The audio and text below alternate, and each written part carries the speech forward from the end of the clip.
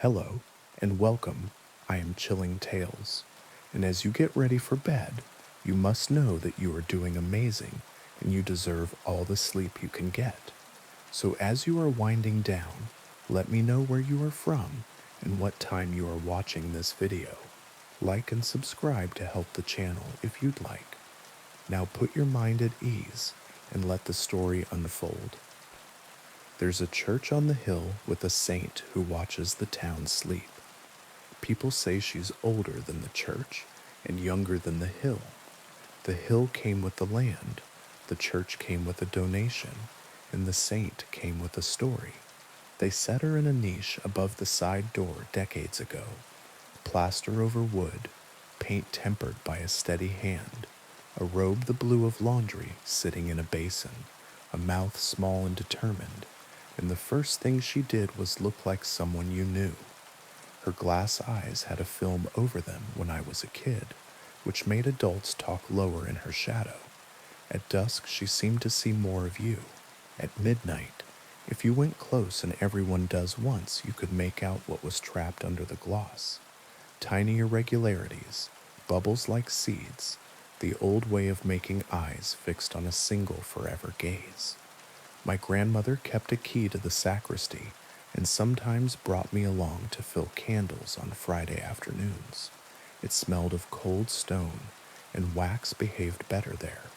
I loved the small hush behind the side door that felt like an apology for the big hush in the knife. One late winter day, the kind of afternoon that looks like it wants to be snow and can't quite, my grandmother kept the door propped while she hauled a box in, and in the exact moment the door was neither open nor shut, I watched the saint blink.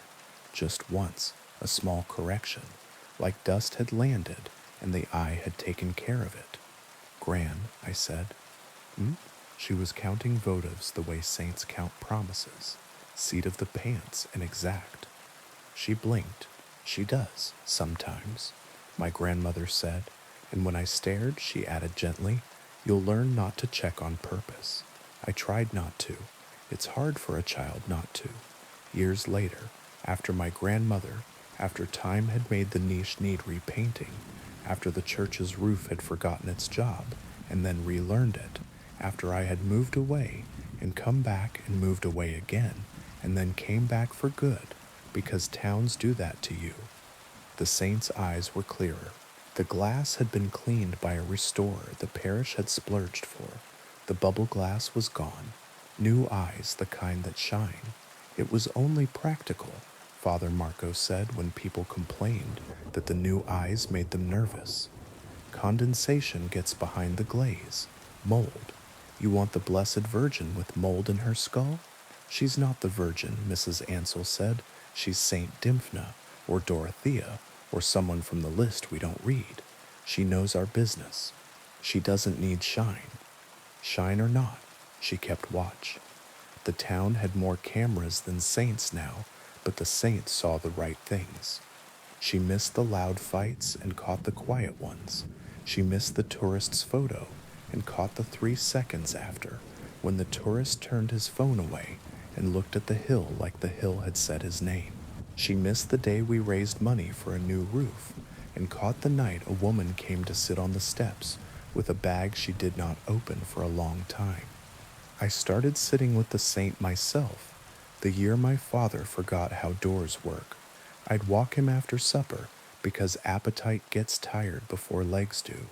When your mind misfiles your maps, we'd circle the block, go by the church, nod to the side door, check that the heavy key in my pocket existed, and say neutral things about weather and the dog 2 streets over that barks like a trumpet. He didn't like the knife. The big air made him look for exits he couldn't name. But he liked the side door. The saint was at face level if you stood on the last step. "She's your height," he said once, and I, who had never liked being told I was short, found that I didn't mind from him, because the way he said it meant close enough to hear you. On a Wednesday that had nothing specific wrong with it, he pulled his hand from mine and reached toward her the way a man reaches to check if the iron is still hot. The saint didn't blink. That would have been too much like another kind of story. She did something smaller. She turned her head a fraction. The glass caught dusk, then didn't. Careful? I said, but I wasn't talking to him. I just wanted to see what color, he said, hungry for words that day. Are they brown or green? Blue? I said, and then realized I was wrong. No, they're the kind that change. He looked up at her the way a child looks at a shelf and decides to climb. She knows, he said, satisfied, and I wished not for the first time that religion were as simple as the sentences we put in our own mouths. That night I woke at 3:12 and heard, no, felt the shift in the house that says a parent's feet have found an inappropriate route. I checked his room, empty. The front door hadn't been locked because he hated the idea of locked anything. I found him on the church steps with his coat misbuttoned and his breath in the air like a small, honest cloud. The saint's eyes shone. The town lay below, lights like coins thrown into a fountain too full. What did she say? I asked, hushing myself, because asking is good and answering breaks something. She asked if I remembered the tune, he said, then laughed, then touched his head, then said, "It's a walk, isn't it?" It is. We walked home very slowly, so the tune would not get ahead of us. After he died, the saint was easier to look at. Grief can make you love statues, because they don't change except when they do. I brought candles to the side door and lit one in the little rack where the safe licks at quarters. I said, "For my father," in a voice that did not ask for a miracle. A miracle is a shortcut, and a house like ours needed a road. She looked past me. Of course she did. Saints look at the thing you didn't bring. I began to see other people standing on the steps with the same hungry look. A woman with a split lip, careful, fresh, holding a phone like it might bite. A man who wore a jacket that said another town and eyes that said this one. A kid with a backpack too light for homework, too heavy for running away. People came and told the saint their secrets without saying anything. That's the correct way to do it. When the rumor went around that the saint had been seen weeping at the side door, proper miracle whispered at markets. I shook my head. We are greedy for tears. The story arrived with details, witnesses, tissues waved like surrender flags, and still I said no. If she wept, it would not be public. It would not make anyone's faith bigger than their town. Still, I began to carry a handkerchief folded in my coat pocket, the good linen one, because my grandmother would have done it that way, and if the saint needed a plain square of clean white to choose, I could pretend that was something I could offer. One evening after the early mass, when the light in the nave remembers how to be gold, Father Marco asked if I could help carry boxes to the sacristy. He is older now, ladders, and he don't rhyme. We stood in that small hush where wax behaves and unwrapped a new set of beeswax pillars the bishop had sent because he felt guilt about something distant and expensive. Do you think she blinks? Father asked, not looking at me. I know she does, I said. I saw her as a child, and once again when my father was halfway out of the world. He nodded. She's not Dymphna, he said, apropos of nothing except his own wrestling. The diocesan archivist found the original note from the donor. It says St. Lucia.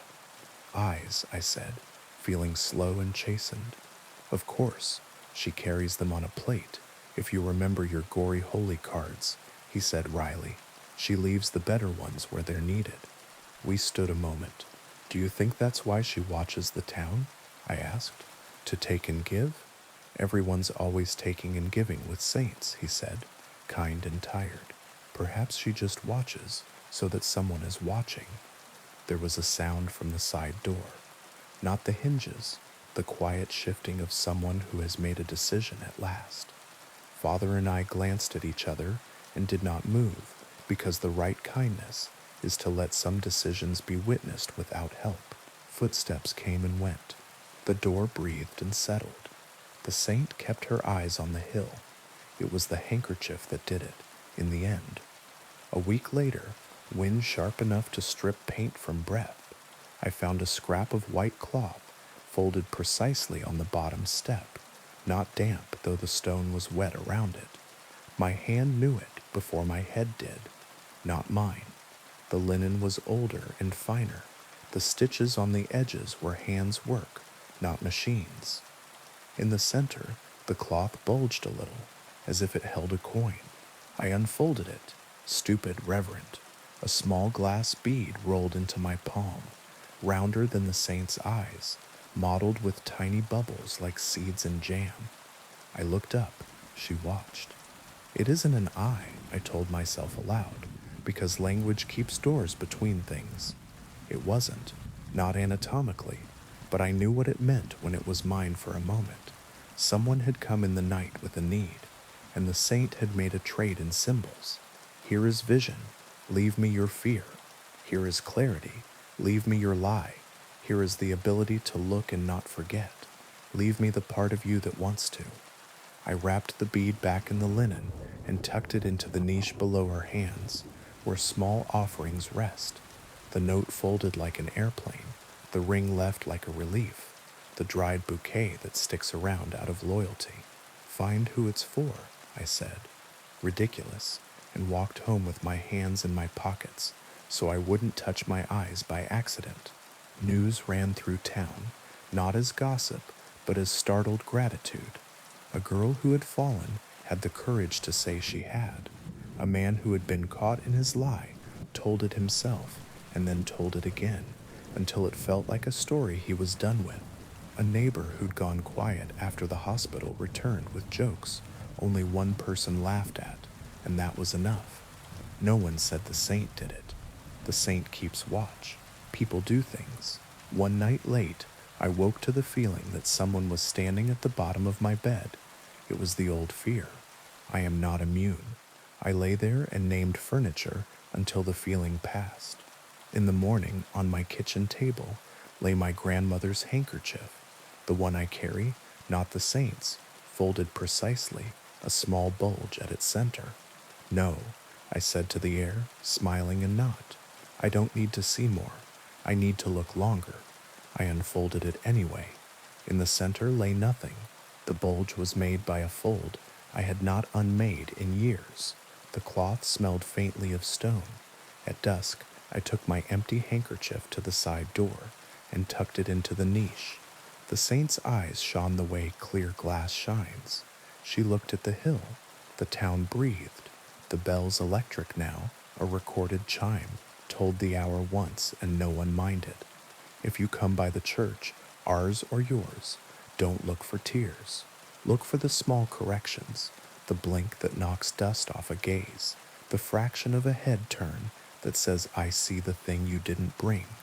Bring a clean square of cloth anyway. Bring a promise to look longer and not louder. Bring a secret and the ability to keep it until keeping hurts. Saints are doors we set in walls because we forget how to open sky. Sometimes they hand us a key that isn't a key, and we pretend to understand because pretending keeps our feet where the stone is good. If she looks at you, don't ask for anything first. Say what my father said, happy as a child. It's a walk, isn't it? And then take one around the block and around again until the hill and the town and the glass-eyed saint all agree that tonight at least you have been seen. Now, on to the next story. They say houses remember, but remember is too gentle a word. A house absorbs, it seasons itself with you. The walls take your arguments and your laughter. The stairs memorize the weight of you coming home. The kitchen keeps what you admit to the sink. If you live long enough inside a place, you start borrowing each other's habits. The house on Ashwood Lane had lived with too many people to be polite about it anymore. It stood on a corner that had lost its elm decades ago and never replaced it. 3 stories of narrow windows and a front porch too shallow for chairs. Its clapboards were repainted often enough that the paint's history made its own topography, ridges like lines in a palm. It had a plaque the realtor loved to point out. Below it, Someone had scratched a second date with a nail, 1978, then crossed it out, then written 2002. I bought it because I needed rooms, and it was rooms. I did not require charm or lawns. I told myself the price was low because of a boiler that wanted attention, and because the inspector had shrugged when I asked about wiring and said, "It works until it doesn't." In the kitchen, a built-in glass front cabinet tilted a degree and a half. In the entryway, a transom window stuck halfway open as if it had been mid-sci for years. The floors sloped together stubbornly toward the center of the house, as if the building were gathering itself for a point. I moved in on a Thursday with 4 friends and a rented truck and the kind of jokes people make when stairs push back. The house accepted the boxes with a patience it had learned from decades of boxes. It watched us without malice. It waited for us to leave. That first night, the bedroom door opened at 3:12 a.m. The room had been warm when I fell asleep. The air that came through the door had the temperature of hallways. A draft, I told myself, then wondered why drafts knock. I lay still, bare feet padded around the bed. Not heavy, not childlike either, a weight that didn't care to be categorized. I sat up. Nothing. I set my phone to video with the flash on and stared at the small screen until my eyes dried. The door moved a hair and settled. The hallway beyond held its breath. In the morning, small handprints smudged the wall opposite the bed. 4 fingers and a thumb, precise as stamps, the color of dust. I wiped them with vinegar and a cloth, as if the house were a counter. That evening, they were back, lower, as if the child had been standing on something earlier and didn't need it now. The neighbors did their duty, pies, advice, names. On the second afternoon, Mrs. Lang from the corner walked me around the block, pointed at gutters, at hedges that don't belong, at the sky when it does a certain thing before rain. When we came back by Ashwood, she paused on the sidewalk as if she weren't sure whether to take one more step.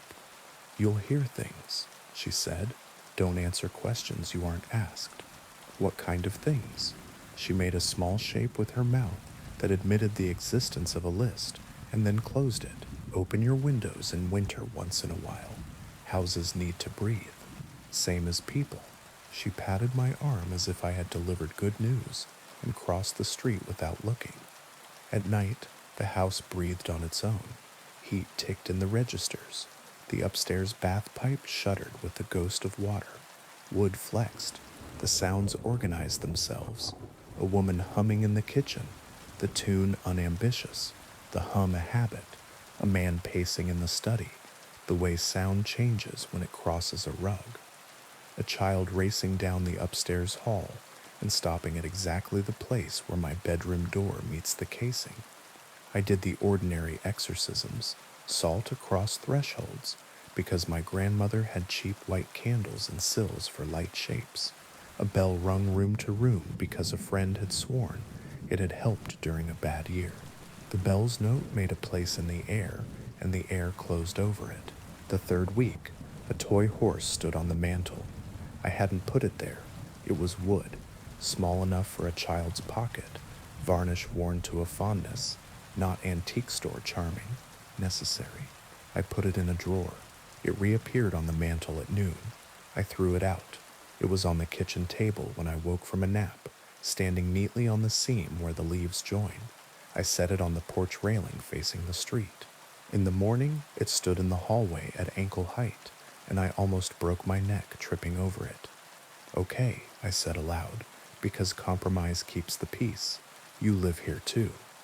I put it back on the mantel, center, where the wood had a slight lighter place that suggested long occupation. The house softened around that. The humming grew fainter. The footsteps took up a gentler route. The handprints stayed, but moved with me room to room, as if the child were learning the new house by my tour. I learned the history the way you learn any complicated thing, by collecting small specific facts until they begin to stack into a structural truth. The town records listed owners who left suddenly.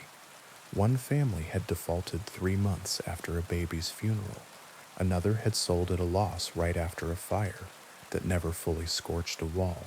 An electrician's widow had signed the deed with a hand that made careful schoolteacher loops. She died in a smaller house across town 6 months later. In a microfilm of a 1931 paper, I found a 2-inch article. Local girl drowns in well. Mother inconsolable. The address was mine. I avoided the well. It had a lid someone had secured with rope, and the rope was older than my parents' marriage. I left it older. It is one thing to know a house holds its old weather. It is another thing to wake in the study with a revolver in your hand. The barrel was cold and oiled. The weight was the kind of truth you can tell in the dark. I was not seated where I had fallen asleep. I had not come down the stairs. The chair knew me anyway. The clock that had not worked since I moved in ticked solemnly. A whisper behind my ear, that complicated space between house and head, said, careful and kindly, "It doesn't hurt for long." I set the gun on the desk and stepped away. The wood moved under it. I blinked. The gun wasn't there. The desk had a small dent where a heavy thing had rested often. I called a friend and asked if she would sit in the kitchen with me a while. She arrived with bags and a loud laugh. The house met her like a dog that's good with children, but not men. After an hour, she frowned at her phone. "Do you hear a baby?" she asked. I lied. Traffic. She nodded, relieved, and left before night, because somewhere in her body she knew I would ask, and something in the house would not let me. I stopped inviting anyone. The house grew pleased. The humming drew closer to the register I sleep in. Some nights I woke to the smell of bread baking, imaginary and exact. Some mornings the mirror blurred as if hate had exhaled on it. I wrote lists to convince myself I was living. Fix that one sash, oil the hinge, replace the 2 cracked tiles by the stove. I did the work. The list did not get shorter. The basement door locked when I walked by, not with the violence of a movie, with the patient click of a teacher closing a classroom, so you won't be distracted by what is outside. Once, late, I leaned against it and pressed my ear and heard a low conversation in a language I almost understood. The grain's complaint, the pipe's arithmetic, the soft cadence of concrete telling itself how to hold. The 3rd month, the house offered me mercy. It played me a memory that wasn't mine, but could be if I laid down my own, on the nursery floor, because I had begun to call it that. And what you name is yours. The rug rippled like heat over tar. A woman seated in the rocker materialized from nothing, not like a ghost, but like a fact I had missed until now. Hair pinned, sleeves rolled, forearms pale from dishes, a child at her shoulder doing that breathy, almost laugh babies do when milk is near. She looked up at me, irritated at the interruption, then softened, the way mothers soften when they decide you are tired, not malicious. She said, "You'll wake him." She and the boy became gathering smoke that smelled not like fire, but like a wool coat hung near one. It is difficult to pack a bag when the house knows. Boxes opened themselves. The tape would not stick. Keys went missing and turned up exactly where they belonged, laughing the small mean laugh of objects. I threw 3 sweaters in a duffel and zipped it fast and found it empty. An hour later, and the sweaters folded in my drawers better than I ever fold. "Stop," I said into a corner, charming the shadow like wayward salt. "What do you want?" From every room at once. "Stay. Remember with us." The voices layered. The kitchen hum. The study steps. A baby's delicious sigh. The ring of hammer on bracket. A dropped glass. The rise and fall of a fight a couple had had 100 times, and then decided not to have any more because they wanted to see a movie instead. The house had kept it all, and wanted me to shelve myself in that library. "You can keep it," I said. "You don't need me." "We keep what we are given," said the low voice that might have been the man at the desk or the house itself. "We require an indexer."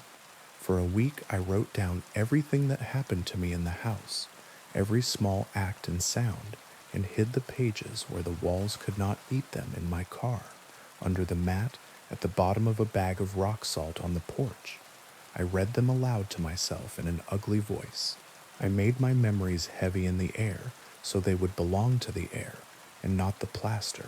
When the house offered me old bread smell, I burned toast and cursed it. When it offered laughter in the room where I watched shows, I put on a documentary about bridges and let the narrator's soothing voice knit a scaffolding. 2 nights before I left, the well lid creaked, not because the rope failed, because courtesy. I went to the kitchen window and looked out across the scraggly yard and saw nothing. The lid returned to settled. The smell of wet stone came under the back door like a cat. I let the back door stay shut. I slept sitting up by the front door with my bag on my lap and every light on and my shoes on my feet. At 3:12, the bedroom door opened upstairs, even though no one was in the bed. Bare feet circled nothing. The stair treads counted something that was not me. I sat there until the light through the transom remembered morning. I left at noon with the help of 2 men who did not ask questions and did not look up. I did not lock the door. I left the toy horse on the mantel, centered. I told the house in a normal tone that I would not say goodbye. It likes closure too much, it would have used it. I stayed with a friend across town for 6 weeks. The first week, my sleep came back like a stray, skittish. Then sure. The second week, I woke to the smell of bread and left the apartment and walked the block until it was gone. The third week, my phone recorded a voicemail of empty air from my own number. 4 full minutes of the sound a room makes when it is waiting. I deleted it with clean hands. Mrs. Lang watched my lights not burn and delivered gossip the house could not eat. The new buyers were a couple with money and a fondness for crown molding. They brought a designer. She lasted 4 days and left with a cough. The couple closed anyway and hired a contractor who shook his head and unshook it and began. A month later, at Lemon Light, an ambulance came, then left without its siren. Not dead, Mrs. Lang said softly on the phone, as if the house might be listening on both ends. Not his blood. I hired a lawyer to unwind the sale. I paid to get nothing back. Money is a ritual. The house respected it. On the last day, I went to pick up mail that had insisted on finding me there. The porch boards gave under me, the way old bread does under a knife. The front room held its furniture-shaped air. The mantel, of course, held the horse. I didn't touch it. I set the mail on the floor. I said aloud into the corner of the ceiling, I lived here. I declined to be filed. The transom exhaled. The upstairs hall counted. The kitchen made the sound of a chair sliding back. A child's handprint smudged at knee height on the door frame, fresh as breath on glass. I pulled the door shut behind me.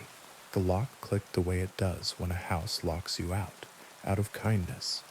In my new apartment, flat floors, sullen radiator, windows that stick in summer, I keep nothing I would cry over losing.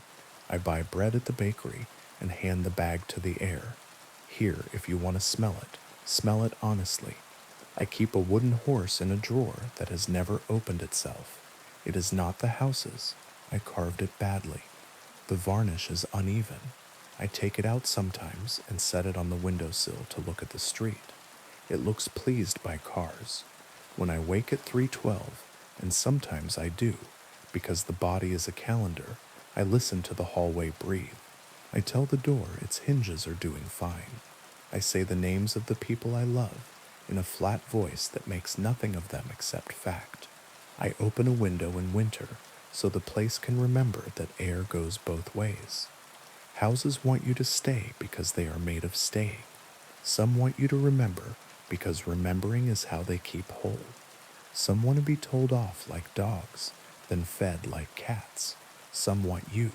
If yours begins to arrange its kindnesses into a net, cut holes in the pattern, laugh on purpose at odd hours, say ugly prayers, eat at the sink, let the neighbors' voices in, make the walls put up with your bad singing, even when you don't sing. If you go by Ashwood Lane, the clapboards will be a new color that isn't new. The couple will smile with tired eyes on their porch and say the work is coming along and the work will never be done. If you go at lemon light, the upstairs window will reflect the sky and then reflect something else and then reflect the sky again. If you look for the toy horse, you won't see it, because you shouldn't, because it will see you first. Houses, remember, they keep what they are given. Don't give yours what you can't stand to have replayed. And if a door opens at 3:12, don't say who's there. Say not tonight. Say it like you mean to live somewhere with ordinary air. Say it again if the house is kind enough to ask nicely. Now, on to the next story. The storm didn't take the town in a hurry.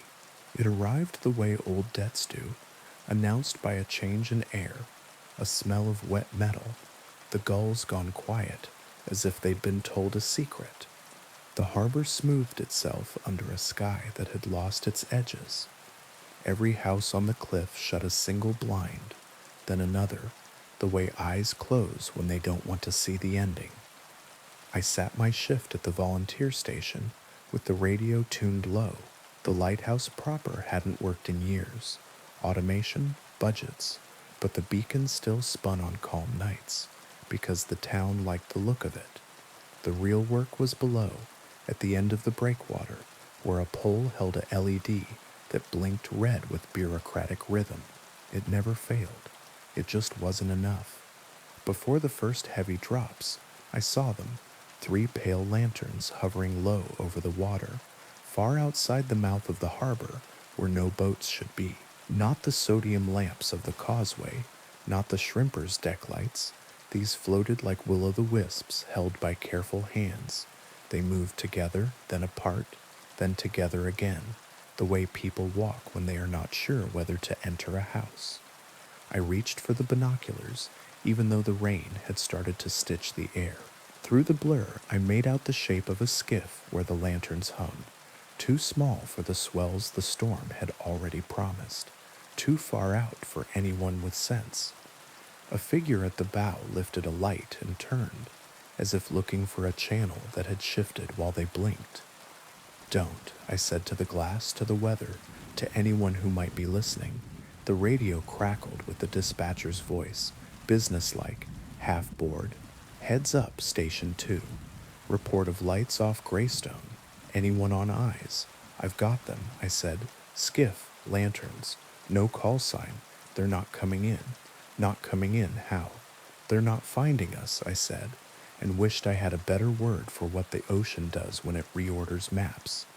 The old men at the station call those lights the drowned. Not because they belong to the dead, though that's always in the corner of the story, but because they come from the shrine that fell into the bay 140 years ago. It sat where our breakwater sits now, a wooden pavilion built on pilings, a place to leave coins and wishes and thin paper charms that fluttered in wind that had learned manners from prayer flags. One storm took it. The pilings cracked, the floor tilted, the lanterns went under and kept burning where the eyes couldn't see. That's how they tell it, without smiling. Sometimes, on nights like this, the lights rise again and ask the living to remember the way in. I put the horn on the roof and sounded a warning. The low note went out across the water and came back wrong, bent by rain and tide. I grabbed the emergency bag because you always grab the bag, and I ran for the breakwater because you always run for the place where rocks look like help. By the time I reached the end, the lanterns had drawn closer, 3 small fires cupped in careful hands, level with the waves but not afraid of them, moving with the tide and against it. I could make out the skiff's hull now, pale plank on pale water, and the person at the bow, a boy in a raincoat that had lost its yellow, hair plastered to his forehead, eyes fixed on the red blink like he could stare at brighter. Turn back, I shouted, pointless. The wind filed my words until they were too thin to pick up. The lantern nearest me dipped, then lifted, the international language of please. The boy turned in the direction the flame motioned. He didn't see me. He didn't see anything but light. I didn't have a boat. The town keeps the work skiff locked 2 doors down for liability reasons, which is another word for regret. What I had was rope and the old stories about what you do when the drowned borrow the night. You give them what they ask for and make sure it cannot hurt them. You toss them ladles with holes in the bottom so they can bail forever without sinking you. You answer when they count you, but wrong, so they cannot get the number they need to take you with them. You carry salt in your pocket and throw it over your shoulder as if the ocean might be surprised by that memory. The boy raised his lantern high. It was made in the old way, wooden frame, rice paper sides, a wick that did not mind rain. He swung it toward the gap in the breakwater where the old foundation stones still show under low tide. No gap existed now. The storm had topped the rocks with a single long mussel of water. He stepped forward with the easy confidence of someone who has crossed this way 100 times in a summer that is not this one. "Stop," I yelled, and threw the coil. The line arced, fell short. Another wave lifted the skiff and turned it a fraction. The lantern shifted to match, patient as nurses. A hand appeared at the stern. Another figure, older, shoulders big enough to carry nets and names. He said something to the boy I couldn't hear. The boy shook his head. The older one looked up at the breakwater with eyes that were neither frightened nor angry, just aware, the way you are when you have taken inventory of your luck and found it insufficient. "Take the end," I shouted and threw again, farther into the shape of the wind, praying the rope would decide to be heavy where it needed to be. It landed against the skiff's port side with a slap that sounded like a door closing. The older man caught it in one hand without looking. He didn't tie it. He just held on, like a man is a cleat until he isn't. The lanterns dipped again, once, twice. The boy turned them toward the break in the rocks that wasn't there, and for a second, just one, the water lifted as if rising to the idea of a channel. The skiff slid in. The rope went taut between my hands and the older man's. It hummed. "Let it go," I called, because the humming had a pitch I knew from the vent above my bed on nights when the wind wants to be a song. "Let it go, and follow me, but the drowned don't let you do both. If you drop the connection, the lights move on, patient, polite, expectant. If you hold the connection, they guide you, and their idea of safety is not yours." The boy stepped onto a rock that had no dry on it. The older man's hand tightened on the rope. The skiff slid sideways and did not lift with the wave that should have lifted it. The lantern ceased to need hands. I don't make heroic decisions. I do the next sensible thing badly and with sincerity. I wrapped the line twice around the iron post at the end of the breakwater and leaned my weight into it and prayed I wouldn't get the older man killed by giving him something to fight that wasn't the ocean. "Turn your light," I yelled at the boy, because light is language, and he was listening to the wrong conversation. "Turn it to me." He did, not because I had any authority, but because I sounded like a shoreline, and he had forgotten how to find one. He swung the lantern toward my face, and for a second we saw each other plain. His eyes were not young at all. Mine were tired. Rain made us both strangers. The lantern's flame licked my cheek without burning. It smelled like salt and something older than oils. I lifted my free hand and shaped the air as if it were a knob. I turned the boy's lantern toward the red blink at the end of the pole, and then past it, to the left, where the channel actually ran tonight, which is not where it ran last week, and never where it plans to run tomorrow. It took him a moment to understand that I was asking him not to follow the light to the light, but to aim the light at the way. The older man read it first. Something in his shoulders changed from resisting to remembering. He shifted his weight. He didn't pull. He held. The rope hummed a new note. The skiff found water that wanted it. The 3 lanterns moved to match, one leading a fraction, one flanking, one hanging back as if to count. The boy held his higher.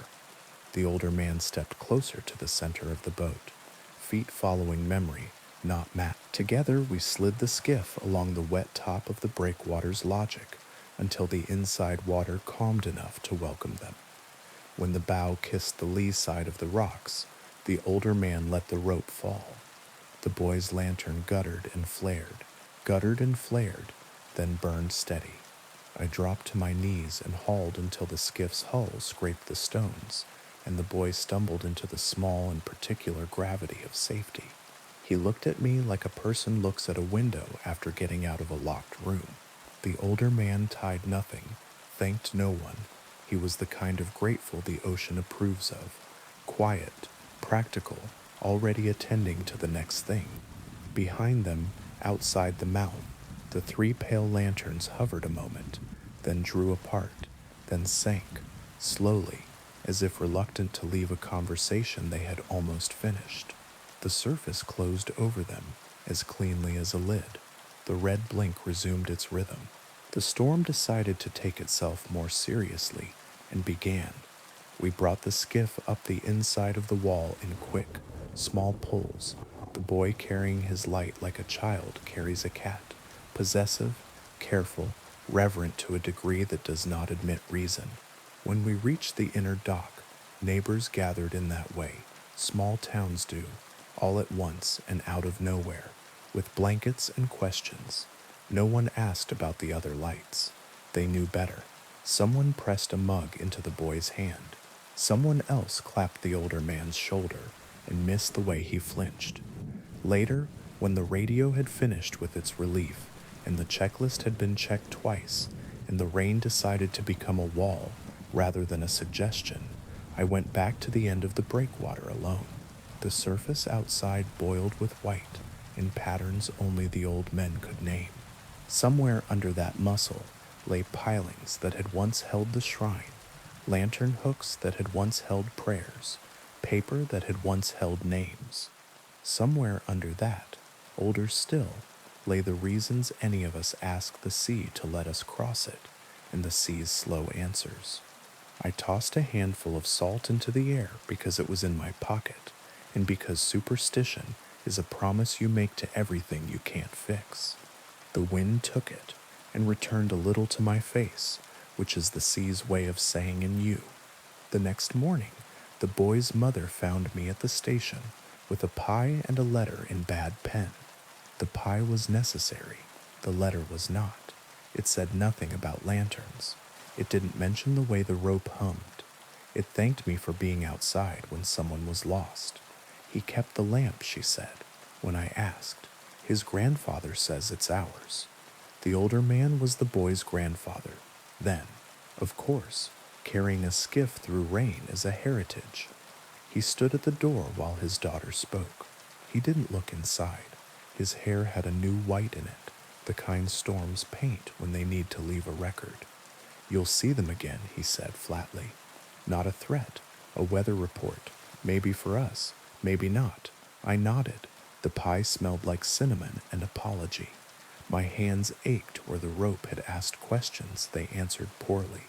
Some nights, long after the breakwater dried and the pole blinked and the beacon on the hill spun out of nostalgia, the three pale lanterns return and hang far outside, polite and patient, asking to be followed by anyone who has a reason. I keep rope near the door. I keep salt in my pocket, not because it changes water, it doesn't, but because it changes me slightly, and that seems to be the bargain. If the lights want me, they will know my name the way the fog did. I will choose to stay, then choose again and again until the choice gains weight. If you see old light on new water, aim yours at the way, not the flame. Throw holes to the hands that ask, don't count correctly. And if a lantern rises dripping from a place where wood should not remember fire, treat it like a neighbor and not like a sign. The shrine still burns down there. Some prayers take longer to finish than others. On our side of the surface, we keep an eye on the channel and pretend the red blink is sufficient. On most nights it is. On the others, bring rope. Now, on to the next story. The last time the moon showed its face in our valley, I was 12 and didn't know what it meant to count your breaths. Back then, the mountain wore a winter cap of cloud, and the town street lamps painted a respectable circle on the cobbles. And if a dog barked after midnight, the sound ran along fences like a rumor, then faded. The moon came up silver and whole, and the old men stopped their cards and the old women stopped their knitting, and everyone looked up as if something had entered the room without knocking. It was a good harvest year. It was before the flood, before the mill burned, before we learned to measure nights by what didn't happen. After that, we didn't see the moon again. Not once. Not for 19 years. We spoke around it the way a family talks around a bad father. Weather forecasts said overcast. So many times it became the shape of a week. The nightly news showed satellites and low-pressure systems, like children lifting a bedsheet to prove there is nothing under it. People who moved here learned quickly not to mention the sky. Tourists tried to film the mountain halo and learned quickly their batteries died on that ridge, and their files corrupted with a soft, bubbly noise like water boiling over a low flame. We grew used to it, the way you live with a limp. We put better bulbs in streetlights, then gave up when they buzzed themselves to death. We replaced curtains with heavier cloth. Mothers told babies stories about old moons that lived in picture books with glitter, and toddlers pressed their hands on the foil and whispered like praying. The rest of us pretended not to notice the way calendars made us tired. I work nights. I don't need to say what kind, just enough to keep cash in a jar and lights on in a house that deserved better. The job suits people who don't mind being invisible. Sometimes I think invisibility is the only honest thing we have left. On the 19th anniversary of the last moon, I took the long road home from the edge of town because the short one had a police car, and I am too old to watch anyone explain themselves. It was 2 in the morning. The wind smelled like a change that hadn't decided what to be. The mountain's snowcap glowed a dull, reliable gray. I counted my steps from the turnoff to the footbridge because the boards there have a way of remembering names. 37 steps, 38, 39. At 40, the world brightened, not like dawn. Dawn is patient, a soft hand on the back of your neck. This was the light in an empty theater when the house manager hits the wrong switch. The river took a breath like a surprised animal. My mouth dried. I looked up because everyone looks up, even people who swear they won't. The clouds were thinning, not breaking. Thinning, as if someone had pressed their thumb into the wool and left a shallow bowl. A pale coin showed through. It wasn't much, enough to throw shadows where there hadn't been any, enough to make the footbridge planks admit they were wood and not simply floor, enough to make the hair rise on my arms in a way that remembered being 12. Dogs woke across town, not the sharp alert bark, the low note dogs use when they smell a visitor they recognize and don't like to remember. On the far side of the bridge, the old radio smith's windows filled with light, although he's been dead 3 winters, and his son never learned tubes. Somewhere a set of wind chimes remembered that it was built to sound like glass, not tin. I wanted to go home. I wanted to call my mother, and I wanted to stand in the street like a fool, and I wanted to walk into the river and let it decide. Instead, I did what people do when they are afraid. They are part of a story. I kept going the way I had planned and tried to make my feet uninterested. The first scream came from the direction of the mill ruins, not a movie scream, the sound someone makes when they see a memory coming toward them with teeth. Then another, behind the church, then the kind of silence that visits a room where everyone is listening for the same thing at once. I cut through the grocer's lot, and the grocer, who keeps a bat by the freezer for rats, stood with it on his shoulder and didn't seem to know what it was. "Do you see it?" he asked like we were boys daring each other to climb the water tower. "It's just a moon," I said, and the word just was the lie, and we both heard it. The clouds thinned more. The coin became a face. The face became an eye. The light sharpened. The street glowed in dull stripes, where gravel decided to be individual stones again. The grocer's bat had a small notch near the handle, and I knew suddenly it came from the night last summer when he missed and hit the shelf and pretended he meant to. This is what moonlight does when it's been gone too long. It tells you the truth about surfaces. We didn't talk about what else it tells. On Ash Lane, a boy named Felix had his first kiss against the lip of the old quarry, and he did not know that the person kissing him had carried a knife there for other reasons. In the cemetery, Mrs. Velez counted names in the row where her husband would have one someday, and the light hit a certain letter, and she put her hand over her mouth as if she had interrupted a conversation. At the bend where the road swings past the basswood, someone I will not name pulled a car into the ditch and stayed there, gripping the wheel as if it could make him smaller. And me, I got home to a house I rent from a woman who believes in cash only and saints who like tea. The moonlight reached the stoop and decided the door needed washing.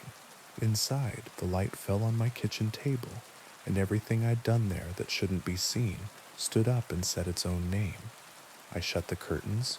The light was thinner through fabric, but it was the kind of thin that makes you feel dishonest. I turned on the stovetop fan to mix the air and boiled water that didn't need to boil, and stood with my palms on the counter until the sound of the fan matched my breathing. A soft noise came from the back of the house, and I told the old pipes to go to hell, and then I told myself the old pipes had every right to be, just like the rest of us. It wasn't the pipes, it was my neighbor knocking on my back door. She's a nurse and sleeps when she can, and her hair in a moonlit window makes her look like her mother, which is a complicated kindness. She pressed her forehead to the glass and said, without preamble, "They're calling out the names." Whose, I asked, though I knew. Anyone's, everyone's, this is Rhett's. She gestured at the sky, then at herself, as if she had forgotten which of us was larger. You can hear it if you stand in the hall where the stairs used to be. They're saying them like the way the priest reads a list when he's irritated with it. Fast but careful. I went with her because people do. The hallway in her house remembers a second set of stairs the previous owner ripped out to make a long closet, and sometimes if you step exactly where the fourth stair would be, your ankle decides to fold. We stood there shoulder to shoulder and listened to names fall through the ceiling like slow rain. My name was there. So was hers. So was my mother's maiden name, which the town never uses. So was the grocer's dead father. So was a girl none of us had seen since she cut her hair and left before breakfast 13 years ago. We whispered yes when we recognized one, like librarians alone in the stacks. Eventually the list looped, and it was worse hearing it the second time, because then you knew who you were waiting for. The nurse squeezed my hand. Do you smell it? What? Metal? I did, not like blood, like coins in a new fist. We aren't idiots. We have always known what hides in stories that mention moons and names and lists. It is one thing to know. It is another to live it. There are rules.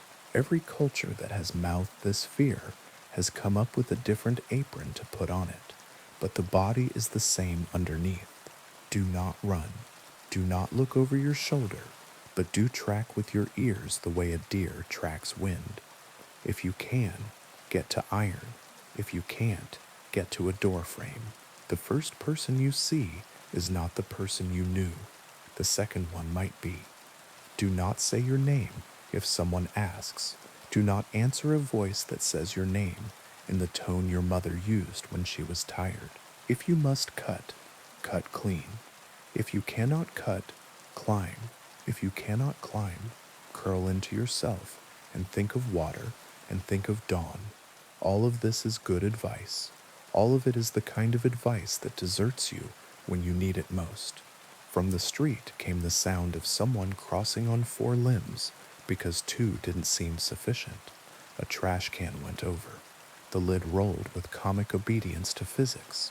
A laugh followed, too close to words, not joy, not mockery. Testing. You've heard people make that sound when they've had just enough to drink to think about fighting, the long vowel where they decide. The nurse went to the front room, and I followed. She's the kind of person who stands in doorways and makes a shape the room can use. The moonlight filled the street, not evenly, but in pools where it found spots to gather. In one of those pools, Mr. Kozak from the barber shop crouched with both hands on the ground as if the earth were a new instrument. His ears were wrong. He had never been a beautiful man. The moon was not interested in making him one. His eyes had a distance in them that could be confused for thought if you wanted to be kind. His breath was a careful machine. He smelled the air as if it contained instructions. I whispered his name because I am that kind of fool. He turned his head slowly toward the window and did not see us at first because the moon caught itself in the glass and told lies. Then he saw me. When an animal recognizes you, it does not blink. He did not blink. He moved toward the door, not quickly. The nurse put her hand flat against my chest and pushed me back 2 steps. She lifted a chair and set it under the knob the way people do in movies. The chair slid on polished wood and sighed. Something on the back porch muttered in the voice of her long-dead brother for exactly 3 words, "Let me in," and then went quiet as if embarrassed. She put both hands on the door and said no in a voice she uses for certain family members, and the door remembered being a tree. From up the street, someone ran. Running is a rhythm, and rhythms are roads. The not quite Mr. Kozak's head snapped toward the sound, and he moved faster than a man his age, with his bad knee should move. Somewhere a bottle broke, singing itself as it went. Somewhere a woman said God in a tone that could get her into any heaven. We waited. Waiting is the only thing a house requires from you when the night is deciding. The nurse and I sat with our backs to the wall and counted steps when we heard them and counted breaths when we didn't.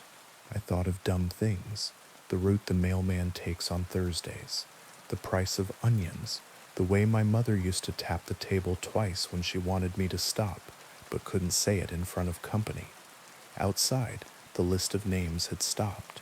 The house creaked as if it were trying to turn in bed without waking its spouse.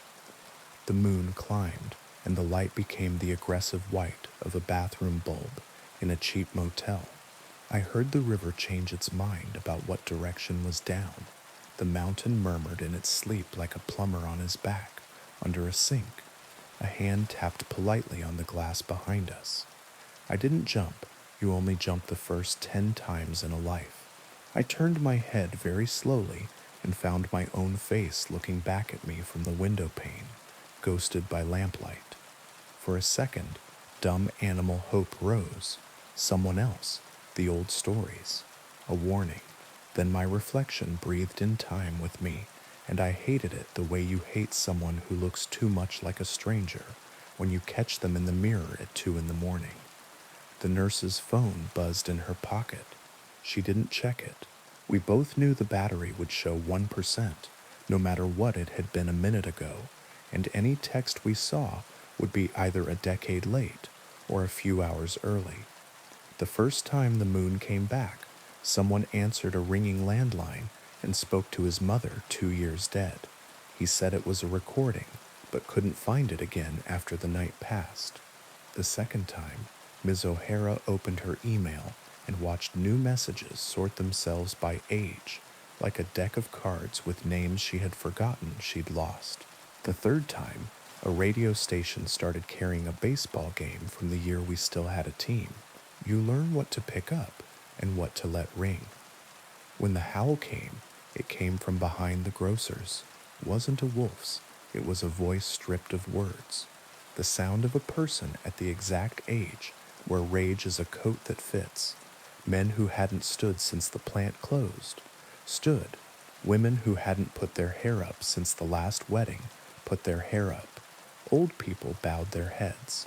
Children who'd been born in the dark turned their faces to the light, as if something had reached through skin and tugged. The nurse said very softly, "If you have to do it, you do it clean." "I know," I said, and discovered that I did. We didn't go out, other people did. It is hard to write the night because it wrote us. I saw figures cross the street fast enough to leave a second figure behind them, made of light. I saw a shadow detach from a fence and decide it had been wrong about the fence, then return to it with relief. I saw two shapes grapple in the alley like a tangled conversation and then step apart, and one of them wiped his mouth with the back of his hand, and the other smoothed her dress, and they both walked away, and in the morning neither would remember whose house they came from. I slept sitting up, head against the wall, neck at an angle that would punish me all week. I woke to quiet that pretended to be ordinary. The light had softened. The moon had gone behind its old curtain, as if it hadn't been in the room at all. In the street, someone had dragged a hose to the gutter, and the water came out pink and then clear. The nurse made coffee stronger than it needed to be because she likes to test her heart. We went out together, and the town did the thing towns do after disasters. We decided what the story was going to be. The grocer boarded a door that had lost interest in hinges. Mr. Kozak swept his stoop and did not, for the rest of his life, touch his ears in public. The parish ladies collected the names of those who hadn't come home and wrote them on index cards and stacked them with rubber bands in a drawer no one else uses. I walked down to the bridge with a bucket and threw water over the places where footprints looked more like paws than feet, and told myself I was trying to keep the smell down. When someone asked about the list of names from the hall where the stairs used to be, the nurse said radio interference, and the person who asked accepted it because people who live in valleys learn what to blame. That night, the clouds were obedient again. The mountain put its hat back on. Dogs slept like they'd done a job. The river went the way it always goes. We all pretended to be relieved, but relief is a muscle, and if you use it too much, it shakes. 2 weeks later, the light rose again, not as bright. The coin kept its thumbprint. The list began sooner, in another part of the house, this time in the gap where the dumbwaiter once ran. Different order, different names at the top, same careful tone. We didn't wait for the howl. We didn't need to. The town was ready in a way that makes you proud and sick. You want me to tell you it was wolves, that it was a man, that it was mass hysteria, that the mountain houses a frequency that rattles fillings and makes people do religious things and bite. I can't. All I can tell you is what it felt like to live inside a town that keeps itself small on purpose and then watches something bigger put its hand over us and ask us to breathe with it. I can tell you what it is to walk on all fours because the ground has learned your name and wants to hear it the slow way. I can tell you that some people came back with scratches they couldn't place, and some came back with debts they refused to pay, and some didn't come back, and we folded their names into drawers and told the children different stories about where doors lead at night. And me, the third night the moon returned, I went to the bridge early and sat in the shadow where it couldn't find me. A shape joined me there. Not a man, not anything you could elect or arrest. A presence like a posture you remember from someone you loved. It didn't speak. It didn't need to. It smelled like coins and pine pitch in the inside of a new barrel. It pressed warmth into the air like an animal that had lived too long outside and remembered blankets. It leaned its weight against the post, and I leaned mine back the way you lean against a friend when there's only one bench. When it was over, I went home with blood under my nails and a voice in my throat that would not be mine for a while, and a name in my ear that I will not write. I washed my hands. I slept. I woke. The nurse knocked at the back door and handed me a cup and did not ask. We sat in the kitchen while the fan tried hard and failed to drown out the memory of light, and we decided what words we would use if anyone asked, and we decided that if anyone asked too, well, we would move, and we decided that moving is only a different kind of staying. Since then, the calendar doesn't make sense. The moon comes when it wants, a thin glance at a bus stop, A bright slap at the river, a sudden coin above the grocery when the delivery truck's back is open, and the cases of tomatoes shine like somebody's idea of a heart. We are not surprised anymore. We are careful in pairs. We keep iron where it makes sense, and sometimes where it doesn't.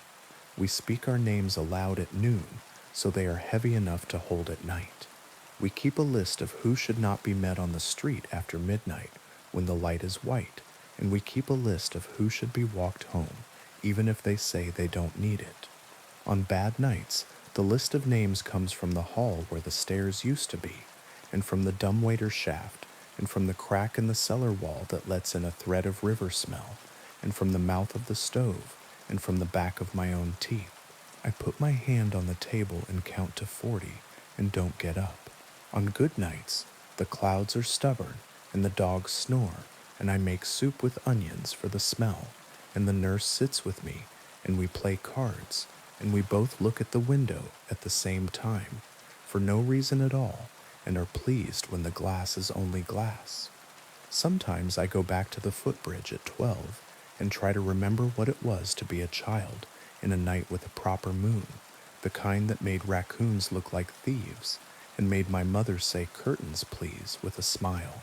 I know better now. The moon is not for us. It is not against us. It is a door that opens when it wants, and we, foolish animals, step through because stepping is what we do. There are teeth on both sides. There is also the kind of kindness that doesn't say its name. If you ever come through our valley and ask about the sky, we will shrug and say weather. If you stay a night and hear your name from the hall where the stairs used to be, don't answer. If you must look, look down. If you must run, run like you're late for something ordinary. Milk, bread, the first 10 minutes of a movie, and if the light finds you and puts its hand on the back of your neck and says breathe, do it. Breathe. Count to 40. Put your palm on a table and tell it you are here and you plan to stay. And the table, which was a tree once and knows about light, will steady you until the coin goes back in its cloud pocket and the world pretends to sleep. We will be here in the morning, buying onions, nodding at the nurse, making small talk. We will not mention the ears. We will set a bowl outside our doors, just in case. We will do all the things people do in towns that last, stand in doorways, walk each other home, cut clean when we have to, learn not to answer to the wrong tone of our own names. And when the moon decides it has been gone long enough again, we will look up, because we cannot help it, because it's what the body does when someone enters a room without knocking. We will not be ready. We will be as ready as anyone can be. We will hold the door frames and fold our tongues over our teeth and wait for the list to begin. Now, on to the next story. The first time I heard the song, I thought it was the wind doing what wind does in places that have been emptied of purpose. The old quarry everyone in town called the Hollow had been shut for decades, a bite taken out of the hill and never chewed. I camped there because I was cheap, tired, and too proud to admit the motel's flickering vacancy sign made me nervous in a different way. By day, the hollow looked like ruin with a view. Rusted cables drooped in lazy parabolas. A shattered conveyor belt lay like a peeled road. The pit itself dropped in terraces of stone, the color of old teeth, every ledge filigreed with scrub that had no interest in my opinion. By night, the edges lost their lines. The dark poured down and held still. I ate from a can, read by headlamp, until the words turned into ants, and slept hard enough to forget there was anything to be afraid of. Sometime near midnight, I woke because a voice was humming, not close, not far, the way a refrigerator hums felt before it's heard. It threaded the air with a tune more shape than melody, like the tale of a lullaby after the words fall off. I lay very still and listened to the tent fabric do its small shivers. The hum bent upward and down, then paused on a note that tasted like cold metal. I unzipped the flap an inch, Moonlight lay on the quarry floor in pale ribs. The wind moved in careful hands. Down in the pit, fog had gathered where there had been no fog when I went to sleep. It was not rolling or rising, it was waiting. The tune changed. It tried my name. Not a perfect pronunciation, just the outline of it, like a stranger who has read it once and risks it anyway. My skin lifted as if a temperature had dropped inside me that the air would get around to later. I closed the flap and told myself that sleep folds strange sounds into the shape of whatever you fear most. The second night, in a motel 20 miles away, the vent above the bed hummed the same melody. A woman's voice, high and even, like a mother who has rehearsed calm. When she reached the place where the note bent down, the vent breathed my name correctly. The TV volume didn't help, neither did running the sink. In the morning, I put my coffee down untouched and asked the waitress if anyone had ever complained about a noise from the hollow. She went still, in the kind of way you see around grief. "Don't go back," she said, not unkindly. I wasn't planning to. She looked at me the way my fifth-grade teacher did when I said I hadn't eaten the paste. It remembers who listens. The third night, I sat where the pit's lip turned to shale, and the wind had to decide whether to go on or circle back. Fog moved below, as if someone were stirring something heavy with a spoon too long. The song began as if it had been playing and only now decided to include me, soft, patient, expectant. When it tried my name, it didn't try. It knew. "What do you want?" I asked, because questions buy time. The fog took on the suggestion of bodies, thin as pencil lines. Dozens, maybe more. They swayed gently, like reeds that have learned sorrow. The humming multiplied, harmonies arriving and leaving with the unison of a tide. The tune was older than the quarry and younger than the rock. "Come down," said my own voice from inside the song. Not an echo, a perfect mimicry. I stood. I didn't mean to. The body answers music with movement. Gravel shifted under my boots. The descent toward the service road suddenly looked reasonable, like stairs you just hadn't seen before. I took one step because one step is how falling introduces itself. A beam of white light slashed the fog. A truck's horn startled the hill. The foreman of the road crew, who'd been regrading the county line, leaned out his window, face creased with a kind of anger that has fear woven in. "Not tonight," he called, as if he knew the schedule. I blinked. The shapes below softened back into fog. The song dropped to a hum that felt like a room clearing its throat. "Not tonight," I said back, to the pit or myself. I went home by a route my GPS didn't recognize until it did. After that, it stopped being nightly. It started being everywhere. A kettle reached a boil in my apartment and held the note too long.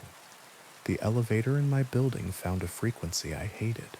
A woman on the train hummed under her breath, a melody that made me stand between cars for the rest of the ride. No matter where I went, the same cadence threaded the day. Up, down, hold, my name, a plea that wore politeness like clothes.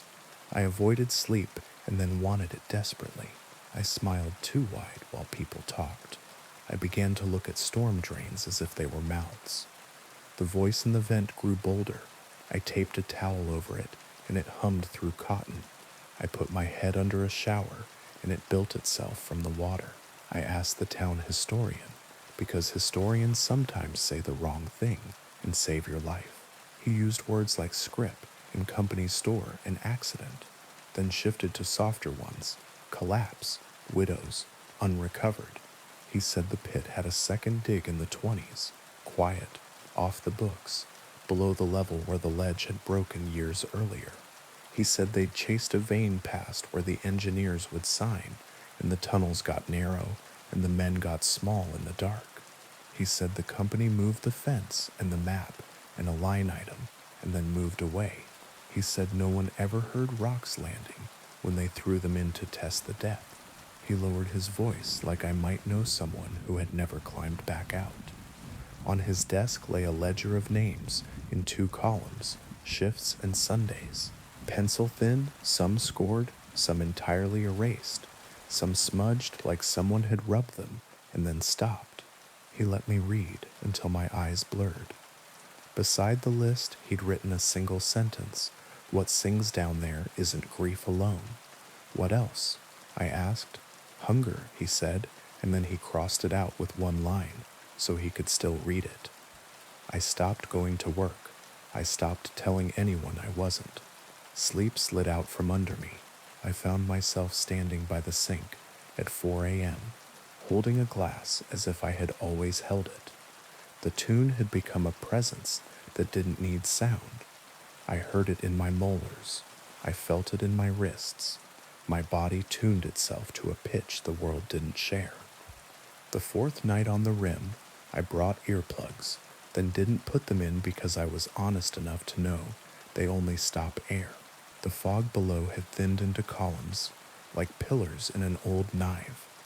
It was quiet, too quiet, the held breath silence of a stage before the actor walks on. I said, "What happens if I do?" The song answered by adding a second voice, low and familiar. My father's from the kitchen at 2 a.m. after the funeral. He hummed when he washed the last dish. He hummed when he couldn't say my name without breaking it.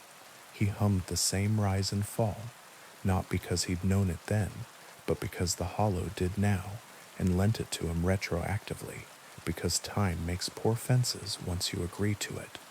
Rage is a good rope. I grabbed it.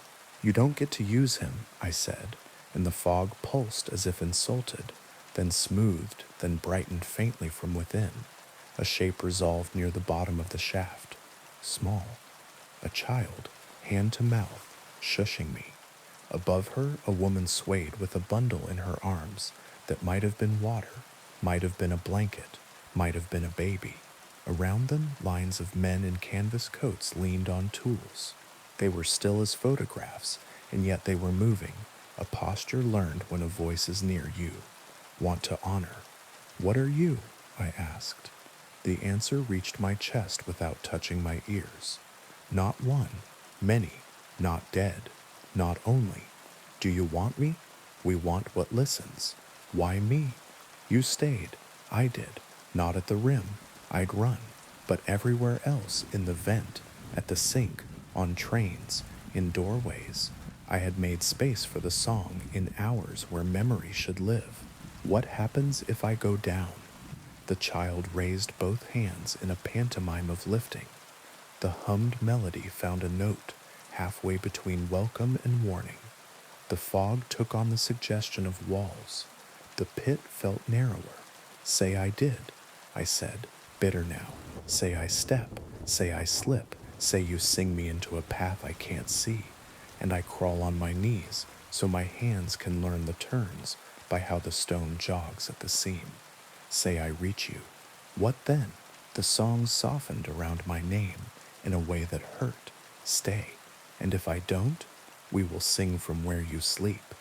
Thunder rolled far off, not from clouds, but from the spine of the hill. A rock loosened and fell. It took a long time to become smaller. I didn't hear it land.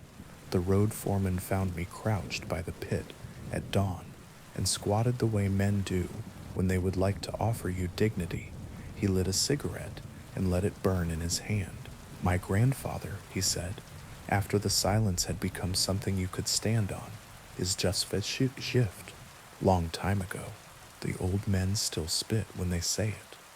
He came home with white in his hair and red in his eyes. He woke up nights and said there was a fine sound under his feet, sweeter than a fiddle, and if he could only get back to it, he would be righteous in the morning. What happened? Nothing for a while, which was the problem. He was no good at anything but being near the edge. Then one June he walked back. Folks watched him go and practiced the story of how they tried to stop him. He didn't fall. The foreman pinched ash into a small, neat pile on the gravel. Not exactly. What do you do when you hear it? I asked. Pour coffee, he said. Walk away from anything that rhymes. Don't hum to yourself, not even happy. A song's a hook looking for a jaw. I laughed, then cried, which are the same motion with different names. I think it likes me.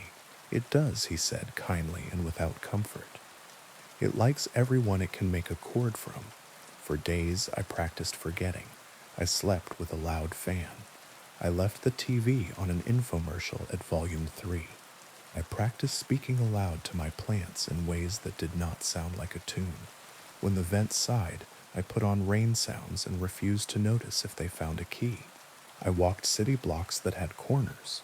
I stood in crowded places and let other people's noises press in. The song learned my schedule and went looking for paces I had not worn yet. It found the laundromat at 3 a.m., where machines do a kind of whale song if you let them. It found a stairwell that multiplied footsteps. It found the second stall in the bathroom at work, where a crack in the tile made a reed sound when the door closed. It is hard to unteach your ears. It is harder to take the voice in your head that says this is for you and tell it, not tonight, and then not tomorrow, and then not again until tomorrow grows a rind. The last time I went to the hollow, the air over the pit was very clear, the way air gets after a storm chooses elsewhere. No fog, no suggestion of bodies, no sound. The quiet was bigger than my name. I sat and hung my legs over the drop like an idiot at a swimming hole. I spoke in prose. I recited recipes. I said the alphabet in threes. I told the quarry the names of my teachers in order. I told it the worst and smallest things I'd done, the petty meannesses that collect like grit in the bends of a life. I did not sing. At sunset, when the sky went bruise-colored and the first bat practiced the shape of a turn, a note rose from below like a hand. It was wrong, off by a hair. I didn't look down.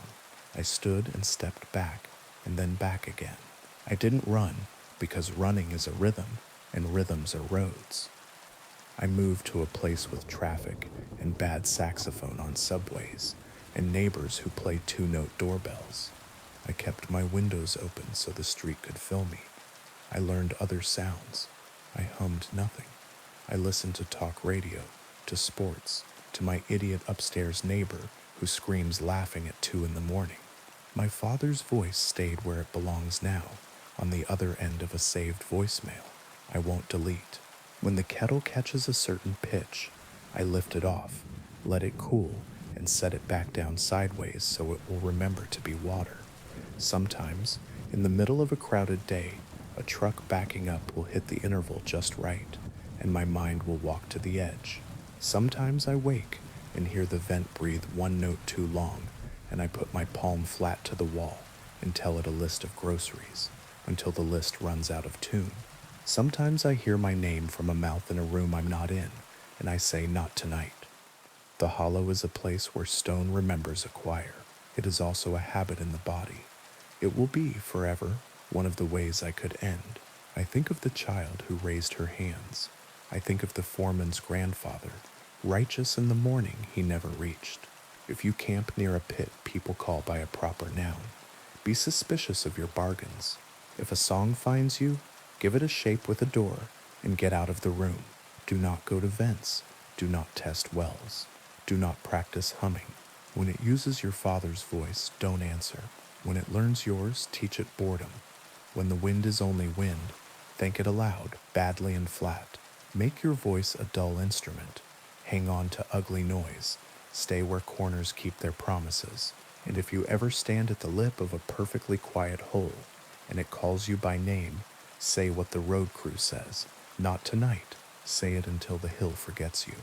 Then go home by a way you have to count. Now, on to the next story. The path to her hut does not appear until you are already walking on it. It is like that with some mistakes. You think you chose the road, but it chose you when you took your first hungry step. I went into the forest because my brother was dying, and the doctors had run out of ways to say no without using the word. I brought the things the old stories say to bring when you seek Baba Yaga: bread, salt, a ribbon, and a question with a price you are willing to pay. I wore boots that remembered other miles. I tied my hair back so the trees would have less to hold. The forest met me like a person who knows your family. It was not friendly. It was not cruel. It was interested.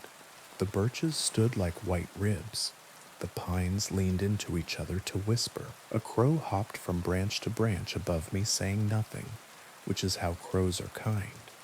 I walked until the path appeared beneath my feet, like something burnt into the earth a long time ago.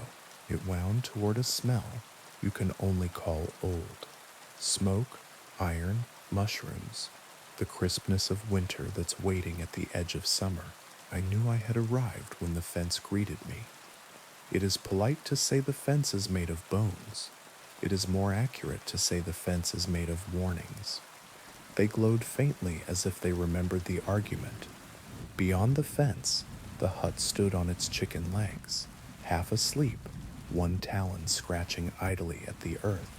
The door faced away from me because that is how doors are when you don't deserve them yet. I placed the bread on the ground and the salt on the bread. I tied the ribbon to the lowest rung of the gate and spoke the rhyme every child in our village knows, but only fools or desperate people try on a real hinge. Fence, turn your teeth to the forest and your back to me, I said. The fence sighed like an old woman rising from a chair and rotated with the resigned delicacy of machinery that knows it will outlast you. The gate opened. The hut's door angled an ear, listening.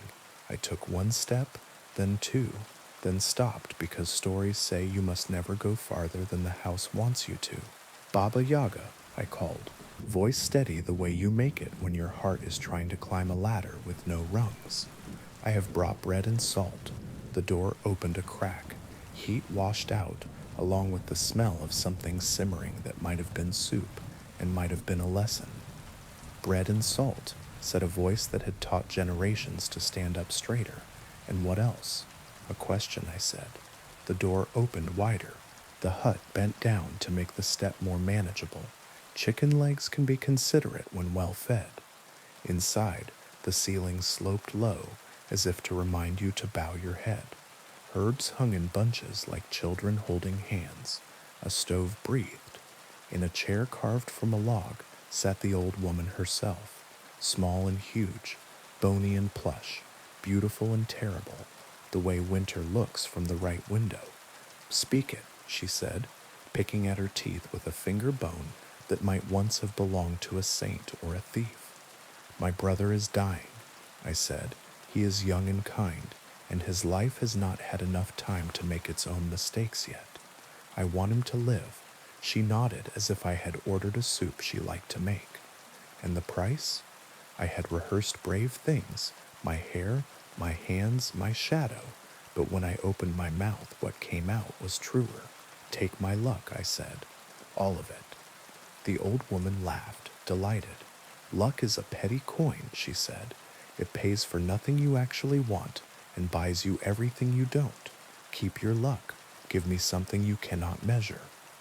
My voice? I asked, afraid then, because I am a person who speaks to earn rent. Words are a renewable resource, she said. Come now, don't insult me with thrift. What do you want? I asked, and the hut leaned in, and the fence settled, and the crow on the roof cocked his head to better hear the shape of my refusal. Your certainty, she said, all of it.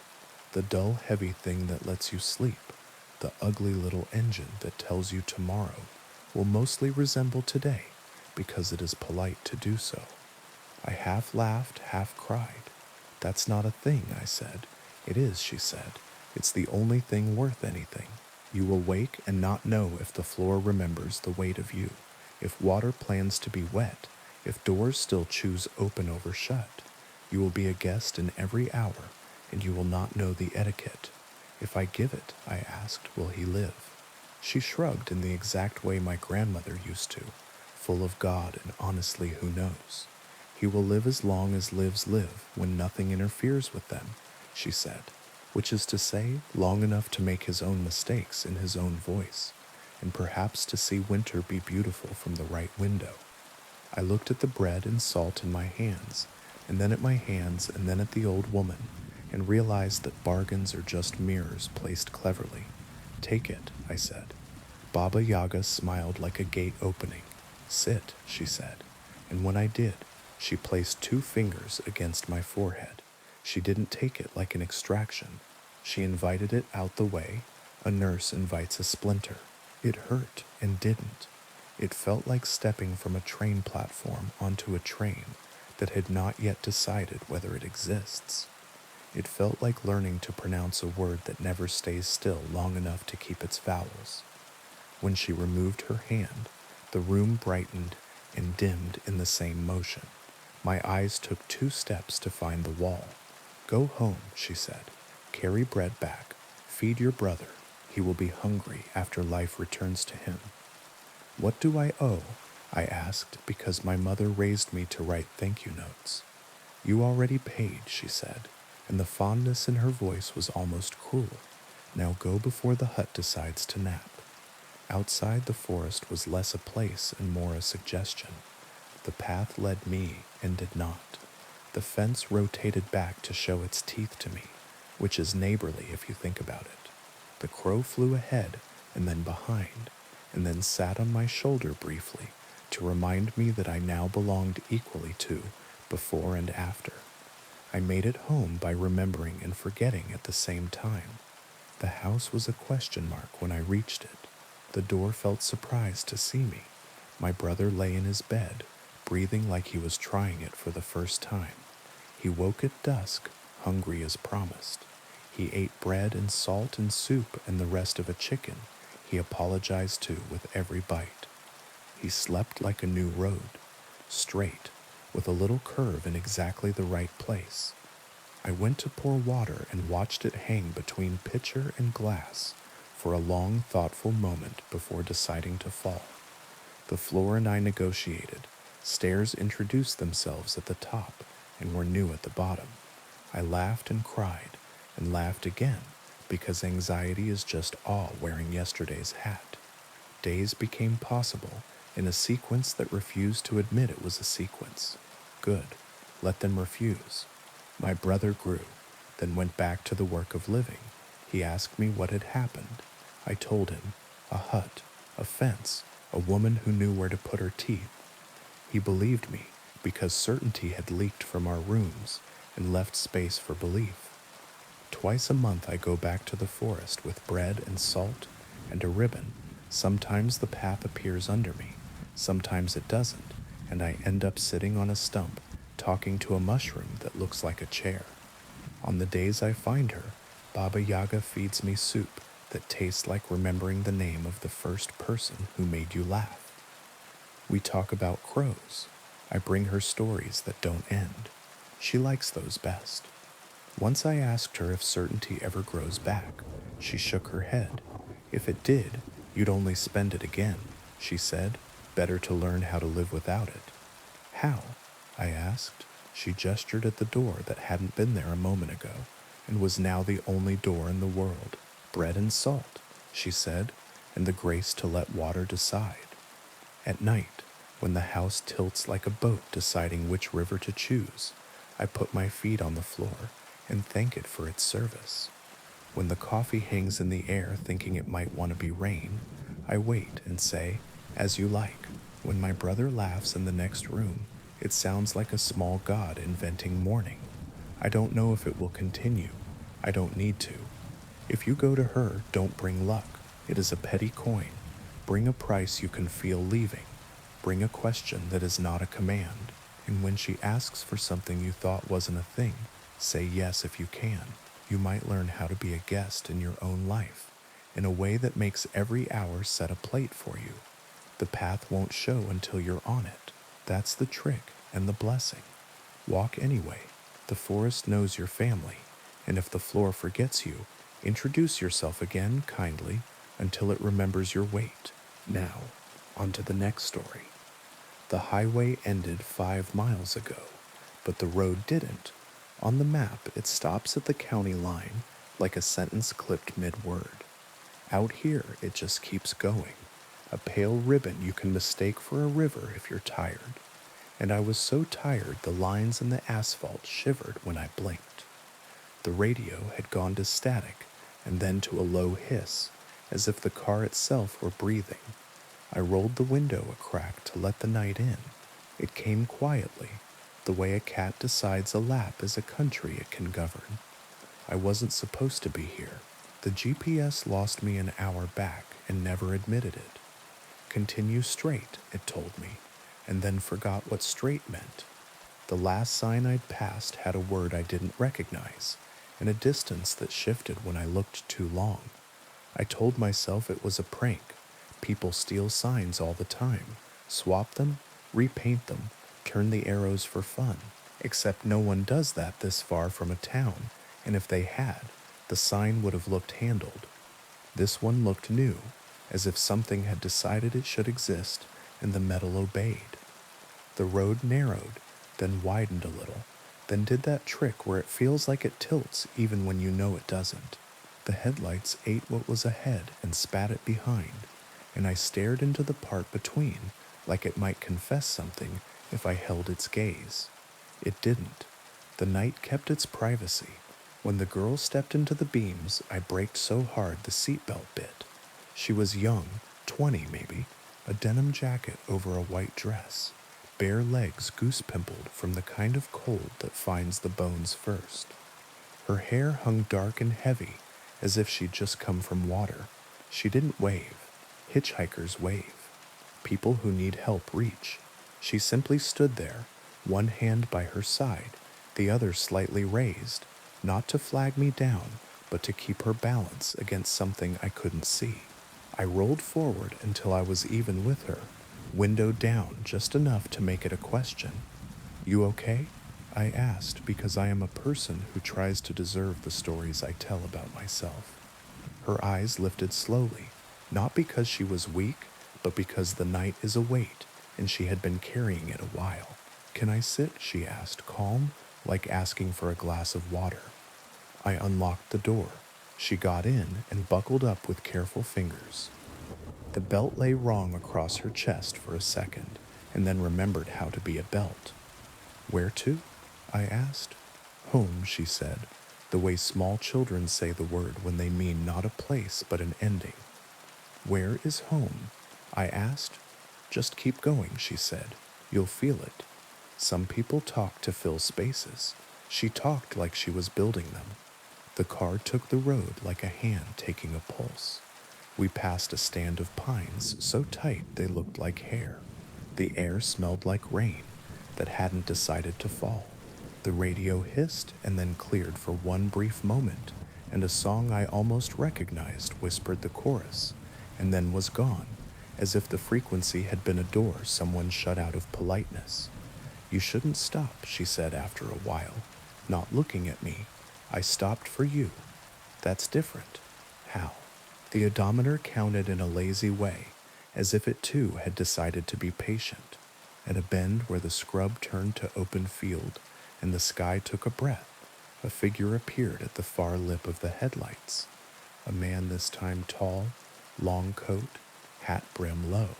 He stood in the lane like an apology. I eased the wheel to give him room and the car obeyed, but my hands didn't move much. The road had its own ideas. The headlights stroked the man's sleeves.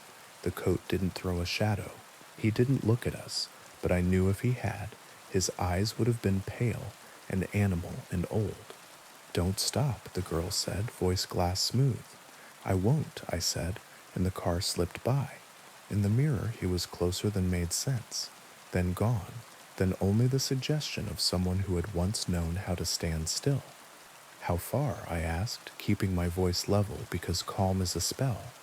"Farther than you want, not as far as it seems. Are you hurt?" "Not that way. Do you have a phone?" My own had one bar of a network with a name I'd never seen, a little symbol that looked like a key.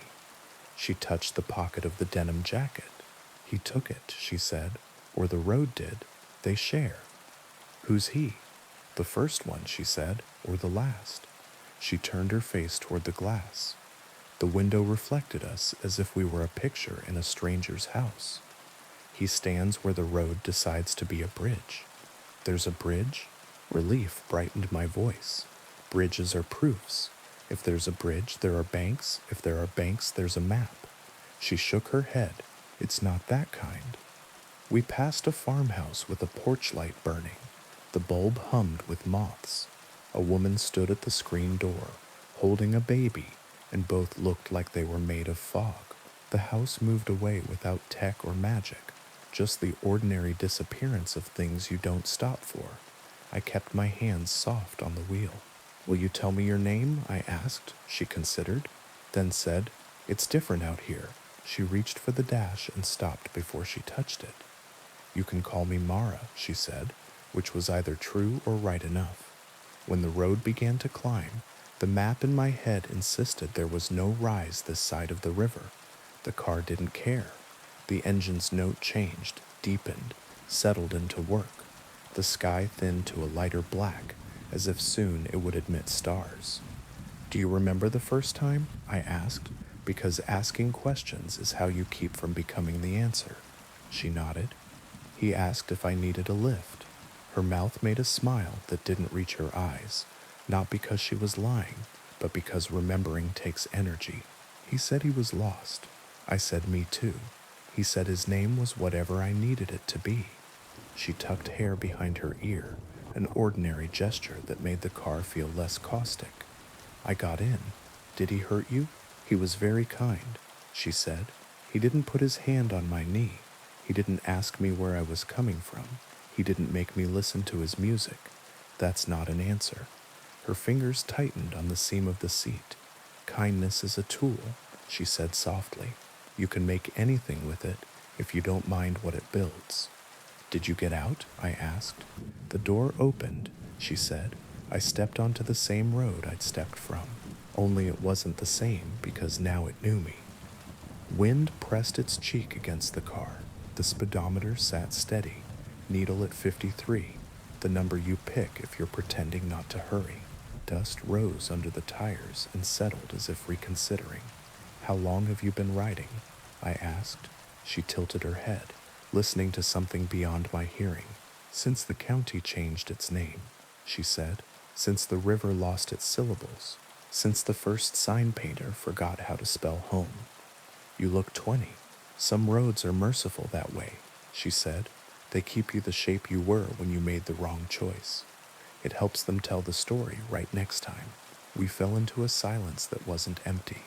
The car's interior made small sounds, the whir of a vent, the tick of a cooling thing that shouldn't be cooling yet, the thin creak in the steering column I had been telling myself to get checked. The night outside offered insects and small private choruses. Somewhere far off, a coyote set its name to the field, and the field did not disagree. We topped the rise, and the road became a long, straight line, as clean as an oath. In the very center, a shape lay across both lanes like a gift you didn't order. I slowed, habit refusing to yield to instruction. Don't stop, Mara said, sharper now. What is it? Someone's reason, she said. It will be very convincing. I rolled closer. Bags? A tarp? No. 4 cardboard boxes stacked, each one labeled in thick black marker. Photos, kitchen, books, misc, the kind of boxes you carry when you leave the place your body learned how to sleep. They were taped shut, tidy, not crushed. To the right, a lamp lay on its side, shade dented. To the left, a framed picture faced the stars. I recognized the frame. I had one exactly like it, and mine held a photo of someone who had left and hadn't taken their face with them. The boxes were exactly the kind a person can't drive past. I pressed the brake again, not hard, a breath.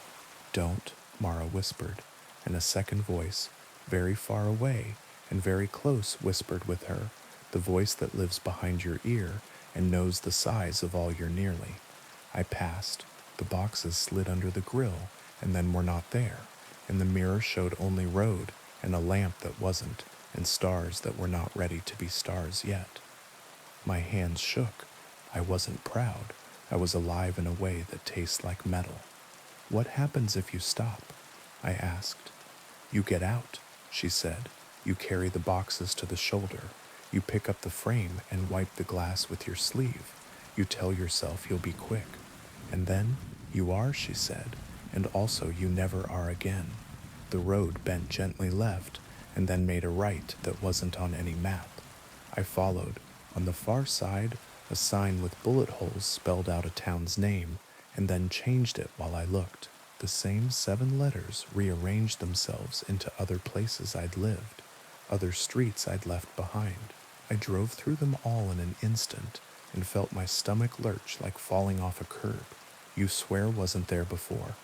Home? I asked. Closer, she said, and somehow her voice made the word farther. We passed a little chapel with a bell that rang once even though no one stood within. The sound didn't fade. It folded. We passed a service station where the price on the sign made no sense in any century. We passed a diner with a neon sign that said EAT and EAT until reading it became a hunger. Are there others? I asked because the car felt bigger than 2. She nodded. Some right ahead, some behind. Sometimes we see each other and sometimes we don't. That's part of the courtesy. The man in the coat? He waits at the middle, she said. There's always a middle, even on a road that never ends. Why does he wait? To remind you that you are very polite, she said, and that doors are reasons and reasons are doors. How do I get off? I asked. The question a stone, finally remembering it, is heavy. She didn't answer right away. The road presented another test. A deer in the lane, looking straight at us, eyes 2 coins in a fountain. I did not break. The animal didn't move. At the last second, its body telescoped into distance, like a magician's trick, and we passed through the ghost of a decision I might have made. Most people don't, she said finally. They find loops that resemble exits. They turn when the road nods, and they end where the road wants. They call it home because sometimes it is. And you, I asked, have you ever gotten off? She smiled without humor. Once. It felt like stepping out of a moving story. The ground was so sure of itself, I cried. Houses had corners that stayed where you put them. People had names that didn't blur. I stayed until I started to think the road was a dream. Then I woke up in the passenger seat again, with my hand on a belt that didn't fit. How did you leave? The man in the coat, she said. He opened the door on the bridge that isn't a bridge and said, after you, like a gentleman. I said, no thank you. He smiled like a photograph. The door shut. I was home that night. The next night, I wasn't. The sky finally decided on stars. They arrived shyly, 1, then 3, then a scatter like salt from a high hand.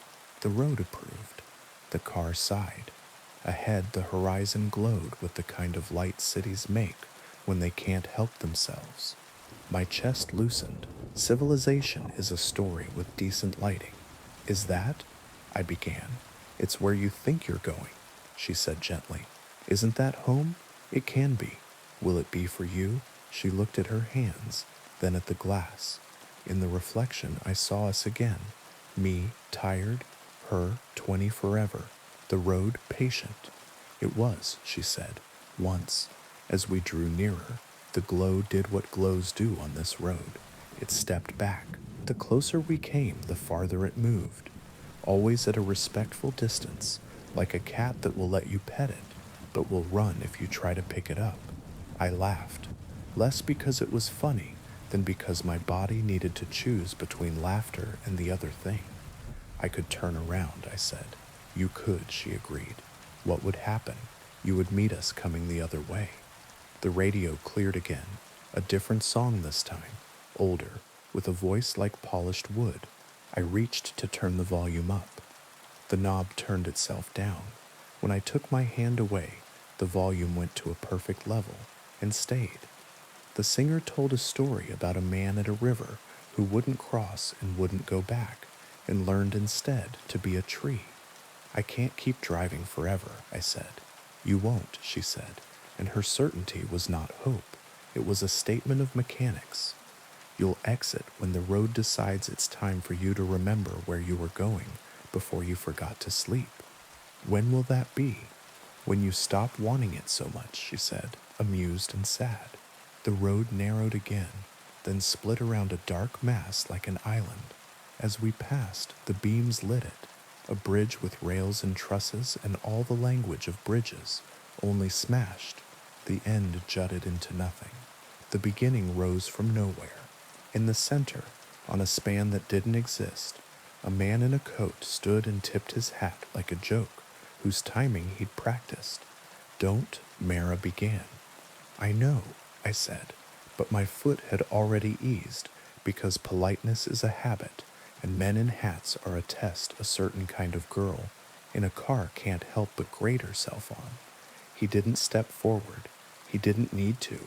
The door in the air swung, and wind I couldn't feel lifted my hair, and for a second the car was full of a smell, like old paper and rain, before the first drop, and I wanted with all my body to stop, because if I stopped I could ask my question, and he would answer it, and the answer would be about me, and mercy, and how some roads end if you are kind at exactly the right moment. Don't, Mara said, and this time her hand closed around my wrist, warm and real, and I didn't. We slid under the place where the bridge didn't meet, and came out the other side whole. In the mirror the man became a smudge, became a memory, became a story I might tell later, like a joke. The glow on the horizon went out, as if the city had decided to sleep. In its place a smaller light appeared, nearer, steady, a porch light. Mara exhaled. My chest did too. The porch light didn't step back. It waited the way a real light does, like a simple good thing placed intentionally in the dark. Is that? I asked. Yes, she said. Yours? For now. A mailbox appeared, painted with little flowers. A gravel drive. A house that needed paint in exactly the way houses that are loved need paint, with no shame. On the porch a woman stood, hand over her mouth, shoulders shaking. Next to her a man paced, then stopped, then paced, the way bodies move when they no longer believe they can hold still. A boy sat on the steps with a dog that could not decide whether to bark or run or wag its whole back end off. I pulled in. The gravel made the sound of relief. The car stilled. Mara's hand slipped from my wrist. Thank you, she said, and this time the smile reached her eyes like sun finding a window. Will you? I began. Maybe, she said. She opened the door. The porch light did not flicker. The woman on the porch made a sound that turned my insides out, and then back again, and I watched through a blur as a girl in a denim jacket and a white dress walked up 3 steps and into arms that had been empty too long. I put the car in park and rested my head on the wheel. The porch light felt like a campfire you're allowed to sit at. The dog barked and then remembered to sniff, and then remembered to lean against every leg it could find. The night softened. When I looked up again, a man in a coat stood at the end of the drive. He was far away and very close. He raised a hand respectfully, as if to say good evening, neighbor, and I, polite idiot, raised mine back. He tipped his hat and took 1 step toward the road that leads to the road that never ends. I left before he could remember my face. 5 minutes later, the GPS found itself with offended pride. Street names returned to human syllables. The radio gave me a station with commercials for mattresses. The air outside smelled like someone else's lilacs. I should tell you that I drove home then and slept and woke, and the world remembered me. I did, I have.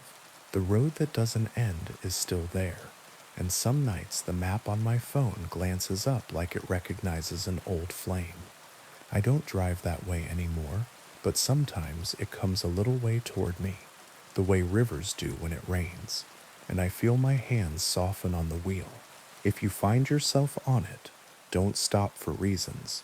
Don't pick up boxes with your name on them, even if the handwriting is yours.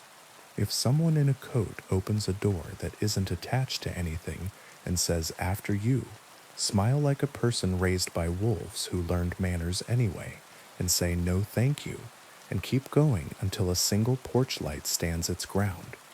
When you see it, you'll know. It won't move. It won't bargain. It will not be a glow on the horizon that keeps stepping back. It will be a small, stubborn circle of ordinary. It will be enough. Now, on to the next story. The phone booth had been dead for years. The glass panes were fogged with the kind of grime that only time applies. Each rectangle, a small gray aquarium for moths and dust. It sat on the corner by the old post office, a relic left standing out of habit, the way a town leaves a statue up when no one remembers who it is. It started ringing on a Tuesday. Noon. Everyone heard it. The sound cut through traffic like a thin blade. Not loud, exactly insistent.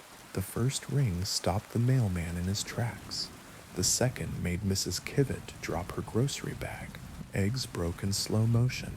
By the third, the whole block had turned to look at the booth that hadn't called anyone in a decade. No one moved to answer. It's amazing how quickly adults remember being children when a dare is implied. It stopped after 7 rings. It started again at dusk. 7, again at midnight. 7. The mayor called the phone company, and a man came with a tool belt and a shrug and declared that nothing was connected to anything. The cord inside the booth wasn't plugged into the ground. The wires in the street were bones. On the second day, a teenager answered, because teenagers are who we send to speak to the future. He pushed the folding door in, grimaced at the smell, and lifted the receiver with 2 fingers, the way you lift a dead thing that still might surprise you. Hello? He listened. His face went blank, then thoughtful, then frightened in the small way you can hide if you've practiced on mirrors. Yeah, he said after a long time. I remember. He hung up and walked home like rain had started, and he didn't want anyone to see him getting wet. No one could make him say who it was. Not his mother, not his friends, not the pastor who mistook curiosity for care. He changed his route to school to avoid the corner. On the third day, the booth rang at 7 minutes past 7 in the morning. Mr. Rosario, who has not been late to the hardware store in 30 years, stepped inside and picked up. Hola, he said cautiously. He listened.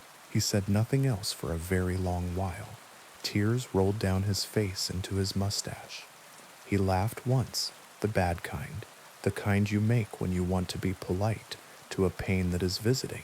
When he hung up, he placed his forehead against the glass pane as if it were a cool hand. It was my mother. He told no one and everyone.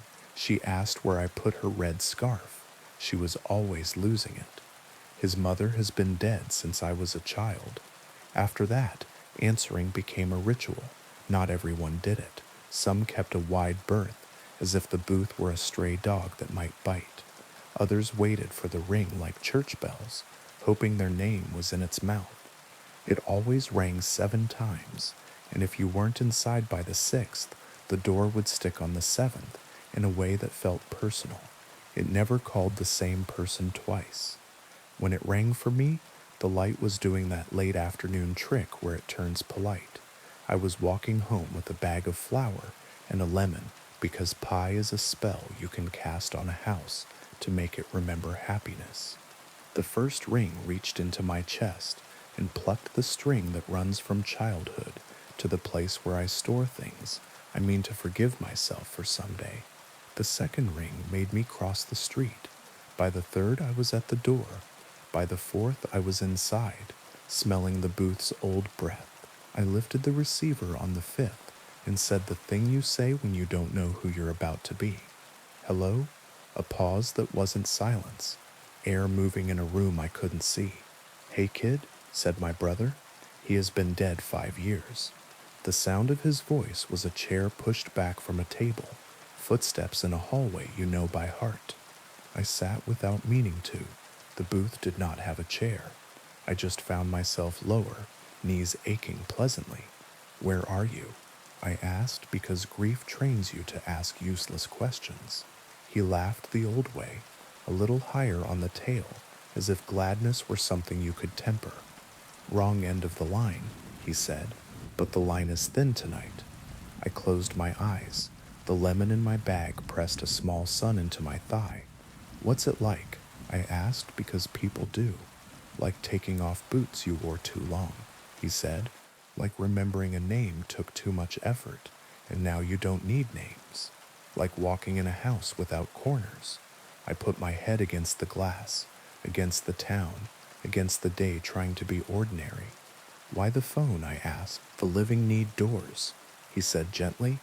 "We don't, but we remember how to knock."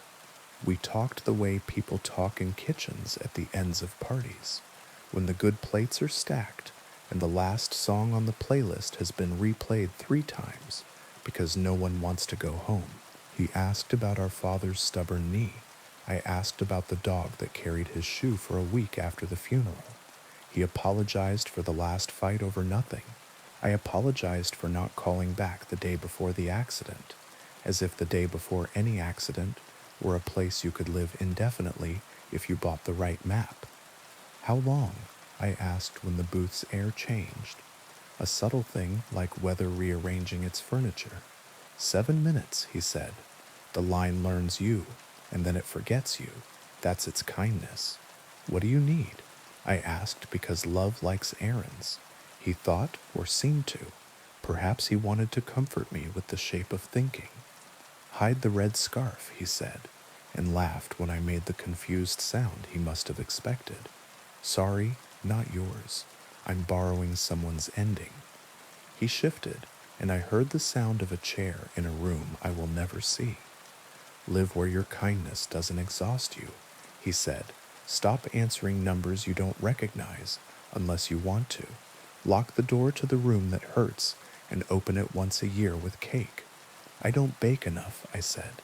"You're holding flour and a lemon," he said, and I could see him grin even with my eyes shut. "You're doing fine." The line thinned. I felt it in the bones of the booth. "I have to go," he said, and the words didn't wound. They just were. "Answer for someone else if you can," he added. "Sometimes the number's wrong." The click when he left the line was small and decent. The receiver was heavier when it held no one. I stepped out into a town that looked exactly the same, and wasn't. The mailman waved. The mayor pretended this wasn't happening. A child pressed both hands to the glass and left perfect prints. The booth rang for months. The stories braided themselves through the town's days. A widow spoke to a daughter who had never lived to turn 12. A gambler refused to pick up and then ran 4 blocks on the 7th ring and found the door stuck and wept in a way that made forgiveness feel like a thing the air could do. The pastor answered once and said nothing after, which is how I knew the call was for him and not for his congregation. One night it rang, and no one was near. The sound bounced off the post office, off the closed bakery, off the statue whose name we'd forgotten. I ran because pie crust can wait, and grief has never been patient. I pulled the door, lifted the receiver, and said hello to buy time. A woman spoke, a voice I didn't know. She said a name that wasn't mine, syllables soft as a lullaby. I told her she had the wrong number. She laughed like turning a page. "No," she said, "just the wrong hands." And then she asked, "Is he there? The boy with the blue jacket and the bad haircut?" I looked up. Across the square, a kid in a blue jacket hovered, halfway between leaving and staying. He'd been circling the booth for days, waiting for the ring to forgive him for not being brave. I waved him in. He frowned, wary. "It's for you," I mouthed. He came, shoulders hunched against a weather that wasn't weather, and I handed him the receiver, the way you hand a bride a bouquet, and hope she remembers what hands were for. He said, "Mom," and folded up like paper. After that, I started going on the hour, not because I wanted another call. My brother's 7 minutes were sufficient for a lifetime, but because the booth had become for our town a hinge. We gathered near it the way people gather near fires they pretend are incidental. We kept a list, not of who had answered, but of who shouldn't have to do it alone. Teenagers, Mr. Rosario, the woman who sells shoes but never tries them on. When the phone company finally sent a crew to remove the booth, complaints from up the chain about liability and vandalism and the threat of rust, the mayor signed the order and then pretended he hadn't. The crew came with wrenches and a truck. The first man touched the door and stepped back with tears in his eyes.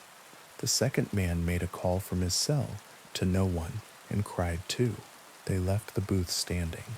Paperwork got lost. Rust was patient. The town was more so. It rings less now.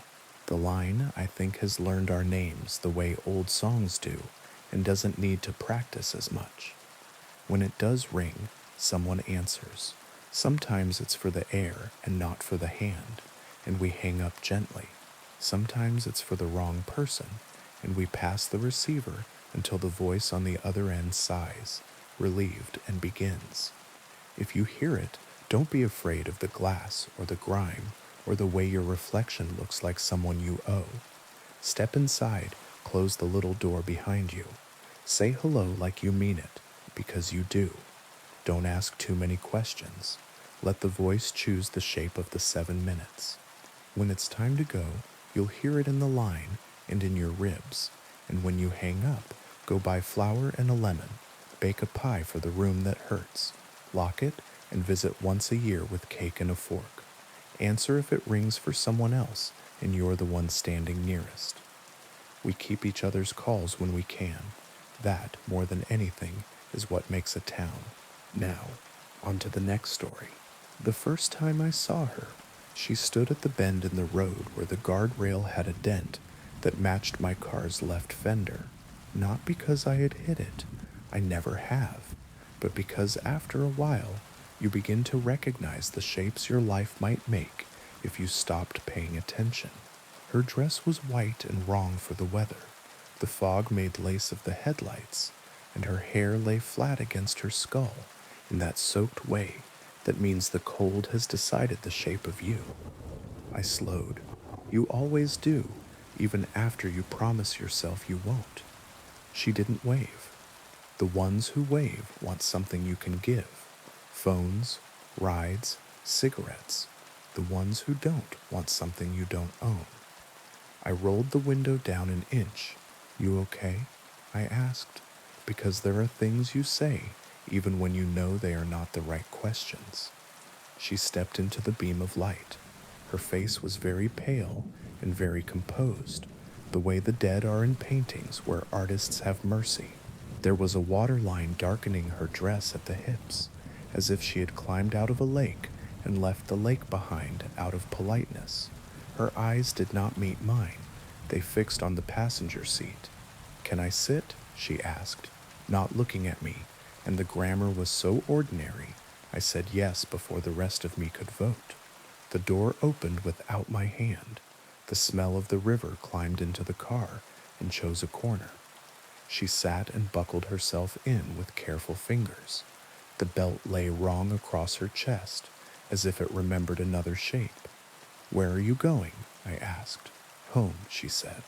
The road took us in. The fog swallowed the world beyond my high beams, leaving me a ribbon of brightness to follow and nothing else.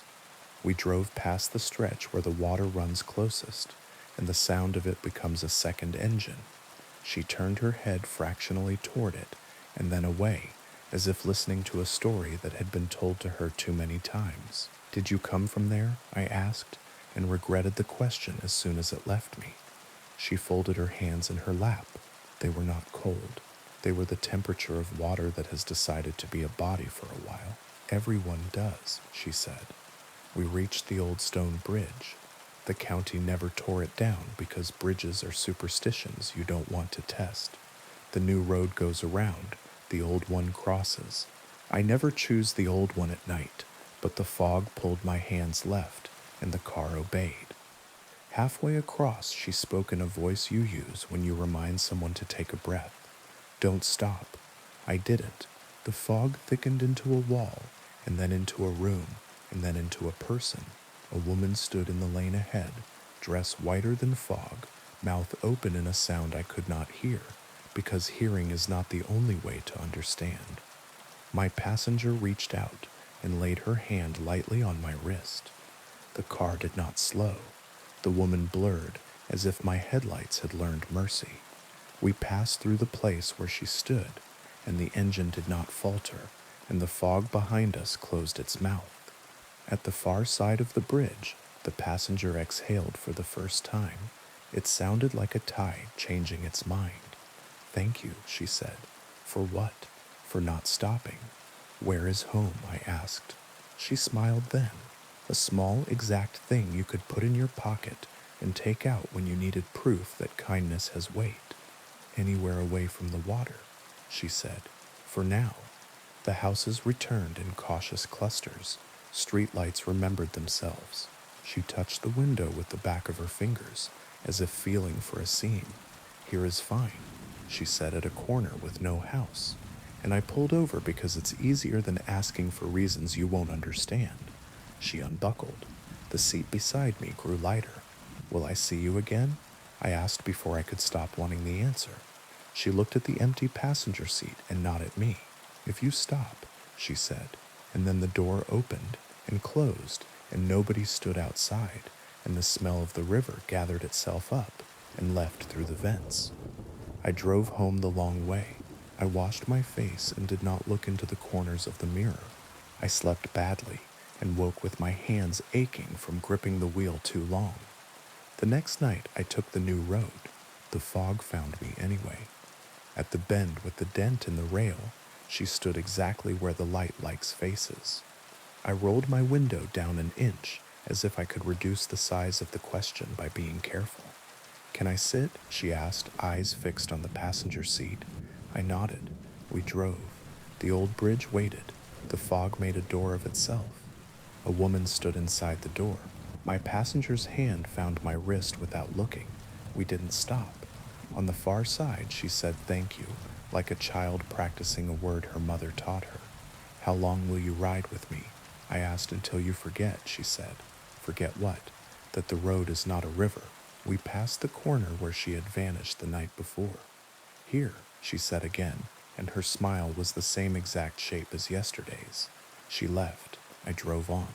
The smell of the river stayed longer this time, like a friend who has decided to be rude because leaving is hard. On the third night, I told myself I would take the highway. I told myself I would shut my eyes to the bend, and the bridge, and the fog, and the shape of a woman standing where the world narrows.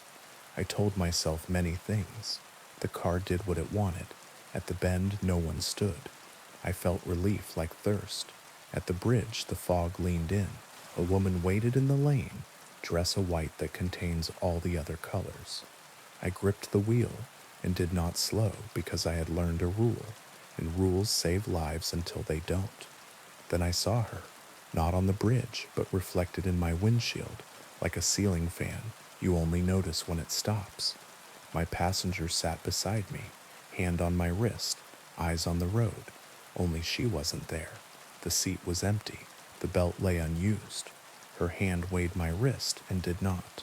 "Don't stop," she said from nowhere you could name. I didn't. We crossed.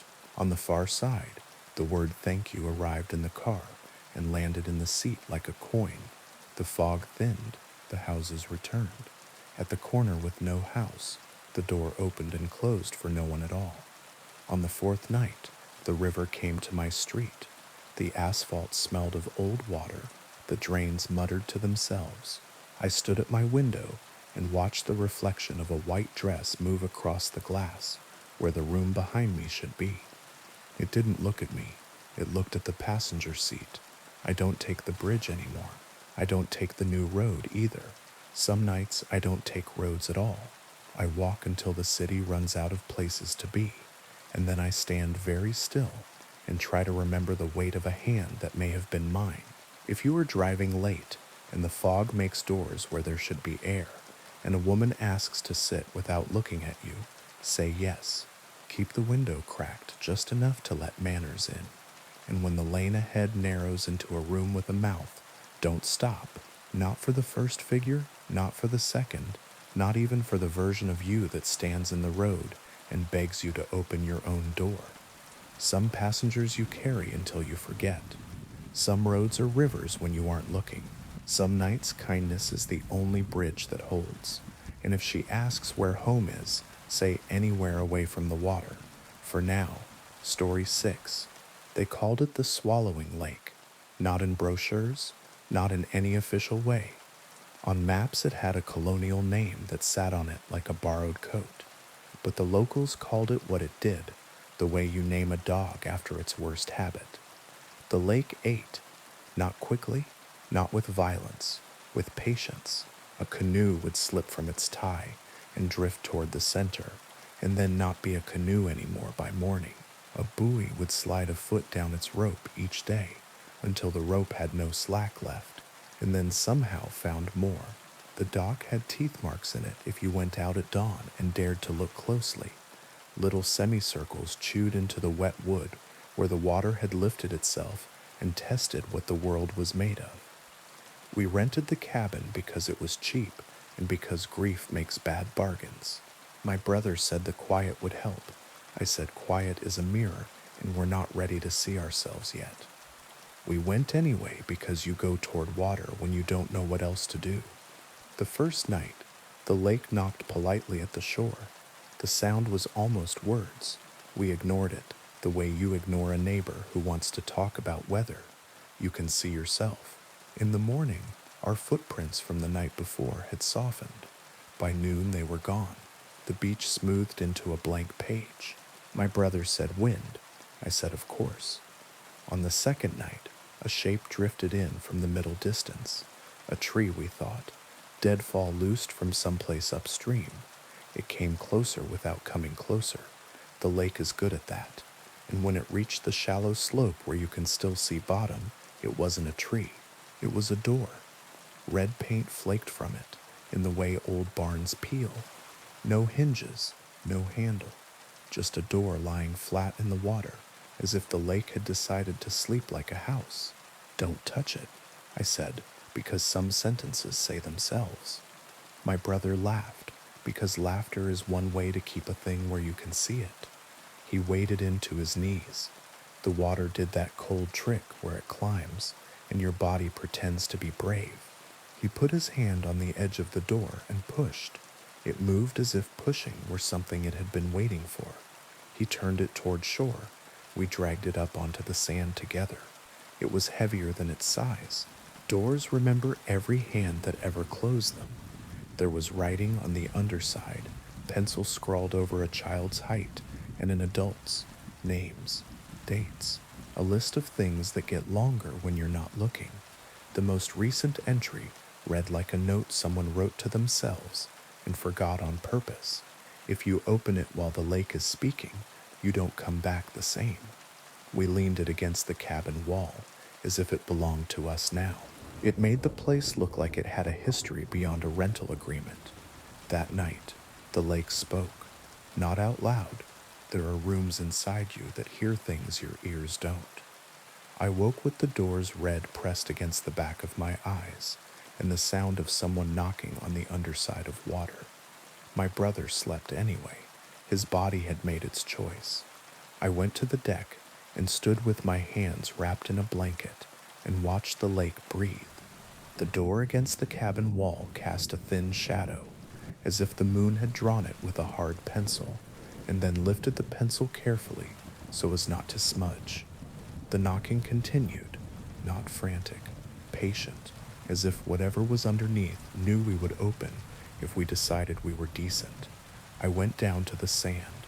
The door looked taller at night. I put my ear against the old wood and heard a voice the way you hear your own blood when you lie too long on one side. It said my name in the tone people use when they want to borrow something and intend to give it back. Go away, I said without much conviction. The door answered by not answering. I don't know how long I stood there. The lake's edge crept an inch up the sand, and then two, and then stopped. Good manners again, as if to say, I won't come farther unless invited. At dawn, my brother came down with 2 mugs and tried to hand me warmth I could not hold. "We're leaving today," he said, and I nodded because that is the shape a promise makes when it isn't sure it can be kept. We carried the door back to the water together. It floated as if it had been relieved of duty. He turned it so the writing faced down, as if to keep the names from getting wet. I watched his fingers let go one at a time, the way people do when they're practicing their exit. The lake accepted the door and took it toward the center with the same speed it takes everything: slow, certain, kind, if you like a certain kind of kindness. We packed. We cleaned as if a stranger were going to judge us. We put the keys where the email said to. I stood on the deck for a last look and saw the lake's middle pucker, as if something had just decided to open its mouth. "Don't look," my brother said. "Don't make it a story." On the drive home, the road unspooled and spooled behind us. At a turnout where you can see the lake from above, if you don't mind the guardrail being a suggestion, I told him to stop. He said no, the way you say no to a child who asks to hold a knife. I said please the way you say please when you already did the thing and are asking permission to remember it that way. We pulled over. The lake lay below, very still and very much pretending. In the center, a square of red floated like a mouth that had learned manners and shut itself. "Is that," my brother began, and then the red tipped, and the lake closed over it without ripple, as if swallowing were the same as never having been hungry. We didn't speak the rest of the drive. At home, the house's familiar corners did that trick where they look new when you return from a place that doesn't have corners. I slept and dreamed the sound of knocking on the underside of something that wasn't the lake anymore. In the morning, my front door had a new scratch low down where your hand goes when you're small. I keep a glass of water by the bed now. I don't drink it. I watch it. Some nights, when the room holds very still, the surface shivers though the air is calm. I tell myself it is trucks on a distant street, a neighbor closing a drawer.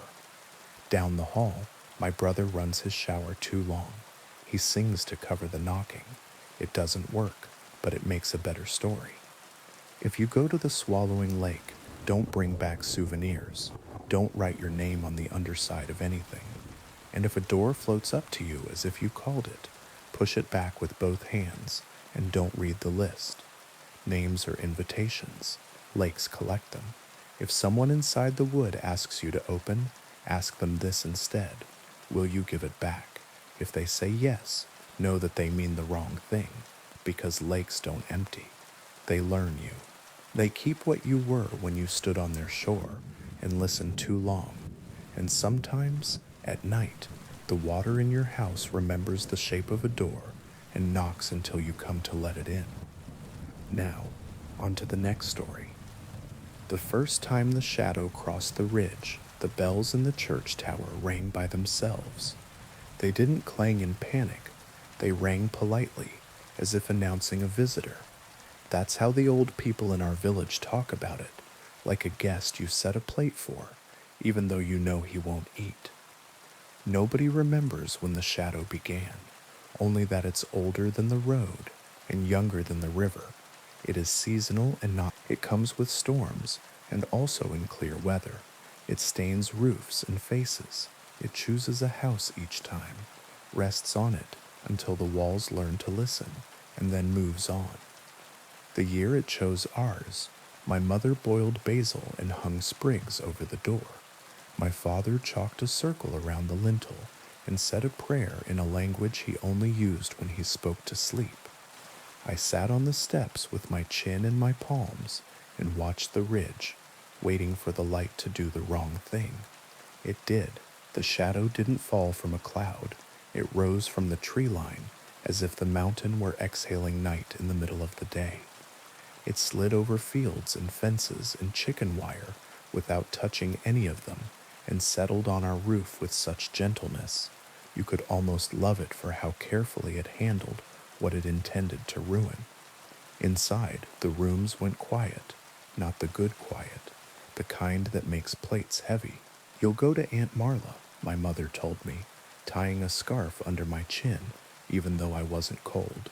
"You'll sleep there until it passes."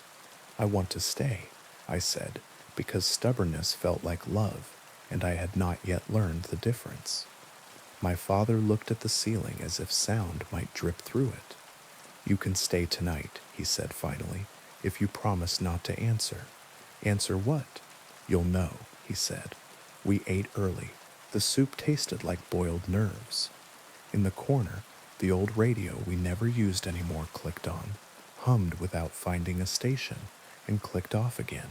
The ceiling cracked in a new direction. Outside, our neighbor's dog lay down and placed its muzzle on its paws, as if it had been scolded by God. At dusk, the shadow thickened.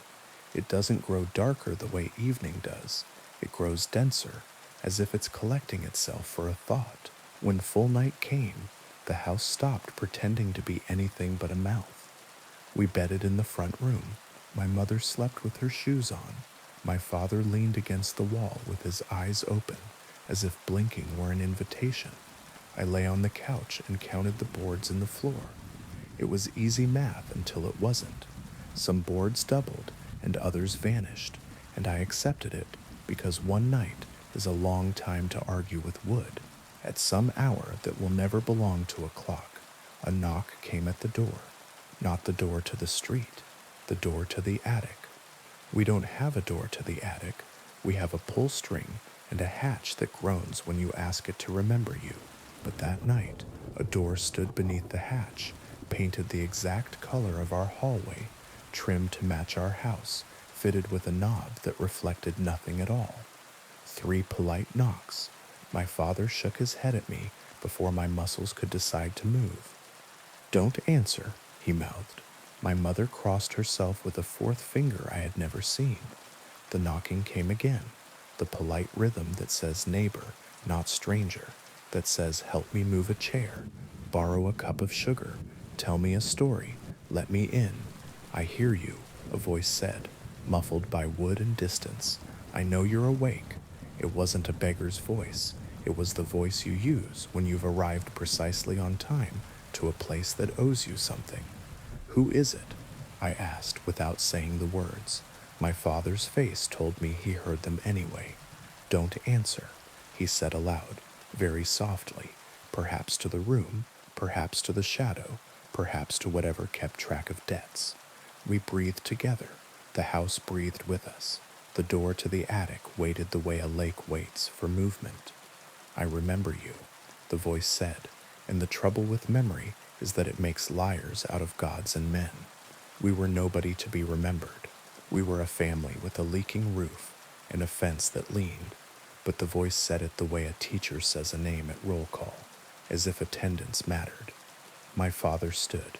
The chalk circle around the lintel wasn't meant for attics, but he placed his palm there anyway, like a man checking his own temperature. "This house is full," he said. "Try the next." The voice made a sound like paper turning. "This house is owed," it said. "It has been owed since before your walls learned how to stand, since before your door decided which way it wanted to open." My mother reached into the stove with bare hands and drew out a coal that didn't hurt her. She placed it in the iron dish we use for salt on feast days.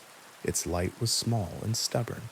It made the corners of the room sit up a little straighter. "You can pass," she told the voice. "You have our permission to cross the courtyard and leave our roof." "The shadow doesn't ask permission," the voice said, and it would have sounded arrogant if it hadn't been so terribly true. The knob turned, not quickly, as if whoever stood on the other side were learning the shape of our handle. The door didn't open. The door learned patience. From the street came the sound of someone walking. One person, then 2, then more, a procession of feet that didn't hurry and didn't drag. Shadows slid under the crack beneath the attic door, long and thin and jointed wrong. They hesitated at the edge of the rug, as if the loom had laid a spell when it lifted its last weft. "Don't answer," my father repeated, closing his eyes as if that could close other things. "It will leave at dawn if you don't answer." "What if someone answered before?" I asked. "What if the shadow expects courtesy?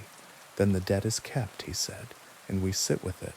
He didn't look at me when he said it, because my face has always told the truth, and he needed, just for a second, to pretend otherwise. Ours became a rope we held onto. The voice spoke sometimes, and sometimes the feet spoke instead, and sometimes the house answered with little sounds houses make when they are thinking of settling. The coal dimmed and brightened like a heartbeat. My mother touched my hair every time the light weakened, as if to count me. Near morning, the knocking stopped, not because the voice surrendered, because the shadow moved on. It lifted from our roof with offended dignity and slid to the house across the lane, the widow's place with the blue shutters and the fig tree that never fruits. Her light came on, it went off, it came on again. We should go to her, I said. We should not, my father said, and for the first time all night his voice carried authority that had nothing to do with fear. We were spared by not answering. Don't spend your mercy like coins. We slept in the day and woke sick with the particular guilt of people who survived at someone else's expense. The widow didn't open her windows for a week. When she did, the shutters hung crooked, and her fig tree had grown 3 new branches in the shape of fingers pointing at our roof. At market, the old women told me what they tell all children who watch too closely. The shadow is old. It remembers promises we forgot. It eats lies. It eats kindness too. If you leave it uncovered on a table, it will take what is first offered, and if nothing is offered, it will take the one who asks what it wants. I brought bread to the widow, left it at her door, knocked, and ran the way good intentions run when they know they are late. That night, the shadow chose the house at the far end of the square, the one with the new paint. It pouted there like a scolded child, as if the freshness offended it. The family inside answered immediately, voices raised, questions asked. A radio turned up as if sound could be louder than what the roof was learning. By morning, the paint had wilted. The new door had warped. The father stood in the square, staring at nothing, his jaw moving like a man chewing a memory that won't swallow. It went on like this all spring, the shadow pausing, the bells ringing themselves polite, the village pretending the mountain was just a mountain. Some nights it took a chicken, some nights it took a secret. Once it took the sound of water from every tap for an entire day until we remembered to carry buckets to the well together like we used to. The night it came back to us, we were ready in all the wrong ways. We had boiled new basil, we had chalked circles inside circles, we had collected coals in a bowl as if light were cumulative. We had not prepared our mouths for silence. The attic door knocked 3 times, then 3 again, not because it was impatient, but because it is a comfort to things that are older than counting to arrange themselves in numbers that remember altars. Please, the voice said, and we had not heard please before. My father's face changed very slightly, not in sympathy, in recognition. He had waited his whole life to hear that word from the shadow, and he had never decided what he would do if it came. Don't answer, my mother whispered, and on her tongue it sounded like prayer, and like something else, like apology. The knob turned. The door didn't open. I stood. My legs did it. Not bravery, not foolishness, that biological thing that makes children step forward when they are named, even if no one has said their name aloud. I placed my hand flat on the door and felt not wood, not paint, not cold. I felt my own house looking back at me through the grain. The years our table wobbled, and we propped it with folded paper. The winter the roof let snow in like sugar. The day my father sat with his head in his hands because the bank had a face, and that face did not like him. What do you want? I asked. The voice answered without moving air. Something you can carry, it said, so you do not think you left your debt behind. A small laugh escaped me. It was ugly and human, and broke the shape of the room. Fine, I said. Take my sleep. Silence. Then the sound of agreement that exists in the space before 2 hands shake. The knob cooled under my palm. The door receded into the hatch as if doors could be shy. The coal went out without smoke. Foolish, my mother said. One word. Fond as a slap that keeps you from stepping into the road. Wise, my father said, and I heard all the night he'd sat with his eyes open, stored inside the syllable. The shadow left at dawn. It took my sleep with it. It did not take my dreams. It left those because dreams belong to whoever has to carry them, not to the thing that made them heavier. For weeks I forgot how to close my eyes, and when I remembered, my body treated it as a bad habit. I watched the roof tiles of our house collect moonlight. I watched the square empty and fill. I counted the neighbors' breaths through open windows and learned which ones falter and which ones hold. I went to the widow's door and found bread there, hers for me, and we stood on either side of the wood and said nothing, which is another way of answering. When summer came, the shadow moved up valley, the way weather does when it remembers where it's going. Babies were born. A cow died for reasons that had nothing to do with old debts and everything to do with the day being too hot.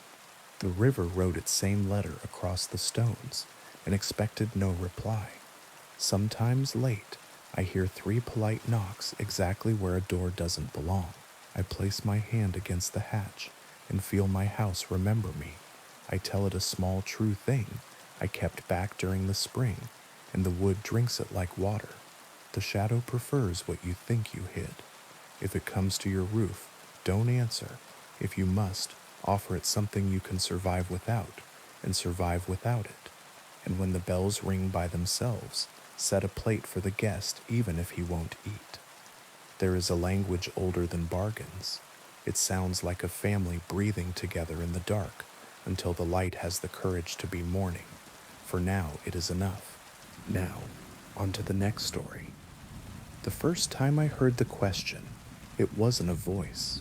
It was a red window blooming on my laptop screen, square and flat and strangely glossy, as if the color were still wet. Do you like the red room? I closed the lid without thinking. The question stayed behind my eyes the way bright lights do. I told myself it was a pop-up, a prank, some buried file that launched when a certain key combo got brushed by accident. The mind makes up simple answers when you ask it gently enough. That night, the apartment held still. I brushed my teeth with the bathroom door ajar and told myself I wasn't listening for anything. The mirror flickered. Only the cheap light, I said, and the water ran red for the briefest second before clearing. I went to bed. I slept. In the morning, the laptop woke to the lock screen as usual. No red window, no question. Work slid over the hours. I answered emails, paced my calls, pretended the stale coffee was a choice. By evening, I was almost myself again. I cued a video, let it play while I cooked something simple, and when the steam fogged the kitchen window, a square of red appeared in the glass, crisp and perfect, floating behind my reflection. Do you like the red room? The words weren't written, they were implied. The edges of the red making the letters by not being there, like a stencil on the inside of my own sight. I turned, but there was only the oven door, the clock, the sink. The window looked out on the alley. Nobody stood there. No glow from any other building painted that color across the glass. I wiped it with a towel. The square smeared, then bled, then was gone, leaving my reflection pale and thinner than it should have been, as if the red had taken weight with it when it left. I didn't tell anyone. How do you describe a question that asks itself? The third time, it arrived as a whisper in a quiet that didn't feel like mine. I had stayed late at the office to avoid the apartment, and the way the hall lights clicked too long before the bulbs caught. The building emptied. The elevators began their after-hours sighing. I was writing something I didn't care about when the screen blushed red from the center out, like a drop of dye finding the shape of water. The question typed itself in a font I don't own. Do you like the red room? My cursor blinked helplessly. The red window didn't block my work. It sat inside it, as if my document were the one trespassing. I moved the mouse and watched it stutter. sluggish, as if the air had thickened. Then, in the corner of the red, a small black dot appeared and grew and cleared into a camera lens. I saw myself as if from across a room. The camera on my laptop was off. The tiny green LED slept. But there I was, faintly delayed, hands hovering above the keyboard, breath shallow. Behind me, the office stretched out in parallel lines, desks, chairs, tall windows that became mirrors at night. In the reflection of the farthest window, a square of red hung where no screen should be. "Do you like the red room?" "No," I typed. "I don't." The words dissolved into the red like sugar vanishing in tea. The camera view pulsed once, twice, then slowed until the image froze. My own frozen face looked back at me with a little skepticism, as if I had said the wrong thing. When the red finally receded, it did so by degrees, as if a hand were pulling it away from inside the glass. I shut down. I went home. I left the laptop on the kitchen table, like an animal asleep in the sun, and lay on the couch with every light on. The hallway bulb outside buzzed in a way that made the silence inside feel crowded. Past midnight, my phone buzzed against my hip, unknown number. I let it go to voicemail because the unknown is easier if you give it a box. The notification popped up. I pressed play, telling myself if it was a scammer, I'd be angry. Anger is a railing you can hold in the dark, static. Then a small, curious voice, close to the microphone in the way that means the room behind it is very large. "Do you like the red room?" I hung up. The phone rang again immediately. Same number. I pressed decline. It rang again. I turned it off and set it face down. From the kitchen table, the laptop chimed the sound it makes when someone starts a video call. The lid was closed. The chime happened again and again. I stood very still and waited for my breathing to match the room. "No," I said aloud, though nobody had asked. "I don't like it." The apartment swallowed the word like a mouth that doesn't intend to chew. When sleep came, it did so sideways, like a car sliding into a space too small. I woke to a knock, 3 precise taps at the door, as if whoever stood there had been taught manners a very long time ago, and nothing else. The peephole showed me a slice of hallway, the opposite wall, the exit sign bleeding its red into the dim. No one stood outside. Still, the air held the shape of a presence that had recently left and might be waiting only for me to stop looking. In the morning, my laptop lid had shifted a fraction, as if a careful hand had considered lifting it and stopped out of politeness. The screen woke on its own when I passed. The red window blossomed without preamble. "Do you like the red room?" I nodded. I don't know why. Maybe acquiescence buys time. Maybe saying yes to a question does not mean yes to the consequences. I nodded and said, very quietly, "Yes." This time, the red did not recede. It deepened, a color you could step into if you forgot yourself for a moment. Words scrolled up from the bottom of the square, the way credits roll, white on red, names of rooms written as if rooms could be titled like songs. The waiting room, the listening room, the room where you learn not to turn around. Each title had a small thumbnail, just a darker shade in a different corner, so that if you stood back, the whole looked like a tiled wall, 100 doors pretending to be a single one. The cursor slid without my hand. It hovered over the red room. Not a title, a destination. When it clicked, the sound it made was not electronic. It sounded like a fingernail against wood. The camera view opened again. Whatever lens looked back at me sat farther away now, as if the room had backed up and taken the walls with it. I saw myself seated at the kitchen table, the cheap overhead light making a circle on the laminate, the laptop at the circle's center, like an altar someone had built while meaning well and not understanding anything. Behind me, the hallway stood open, longer than my hallway is, lined with doors that were not mine. Red seeped from under each door in a thin ribbon and ran toward the table as if it knew the way. I turned in my chair to prove that the view was a trick. The hallway behind me was the hallway behind me, short, ordinary, the closet door slightly ajar, the coat sleeves visible like tired flags. When I turned back to the screen, the long hall remained, patient and disinterested in my corrections. A door opened somewhere I could not place, not in the apartment. I know the sound of my own doors. This sound was older. It contained the weight of paint over paint, of secrets dried into the grain.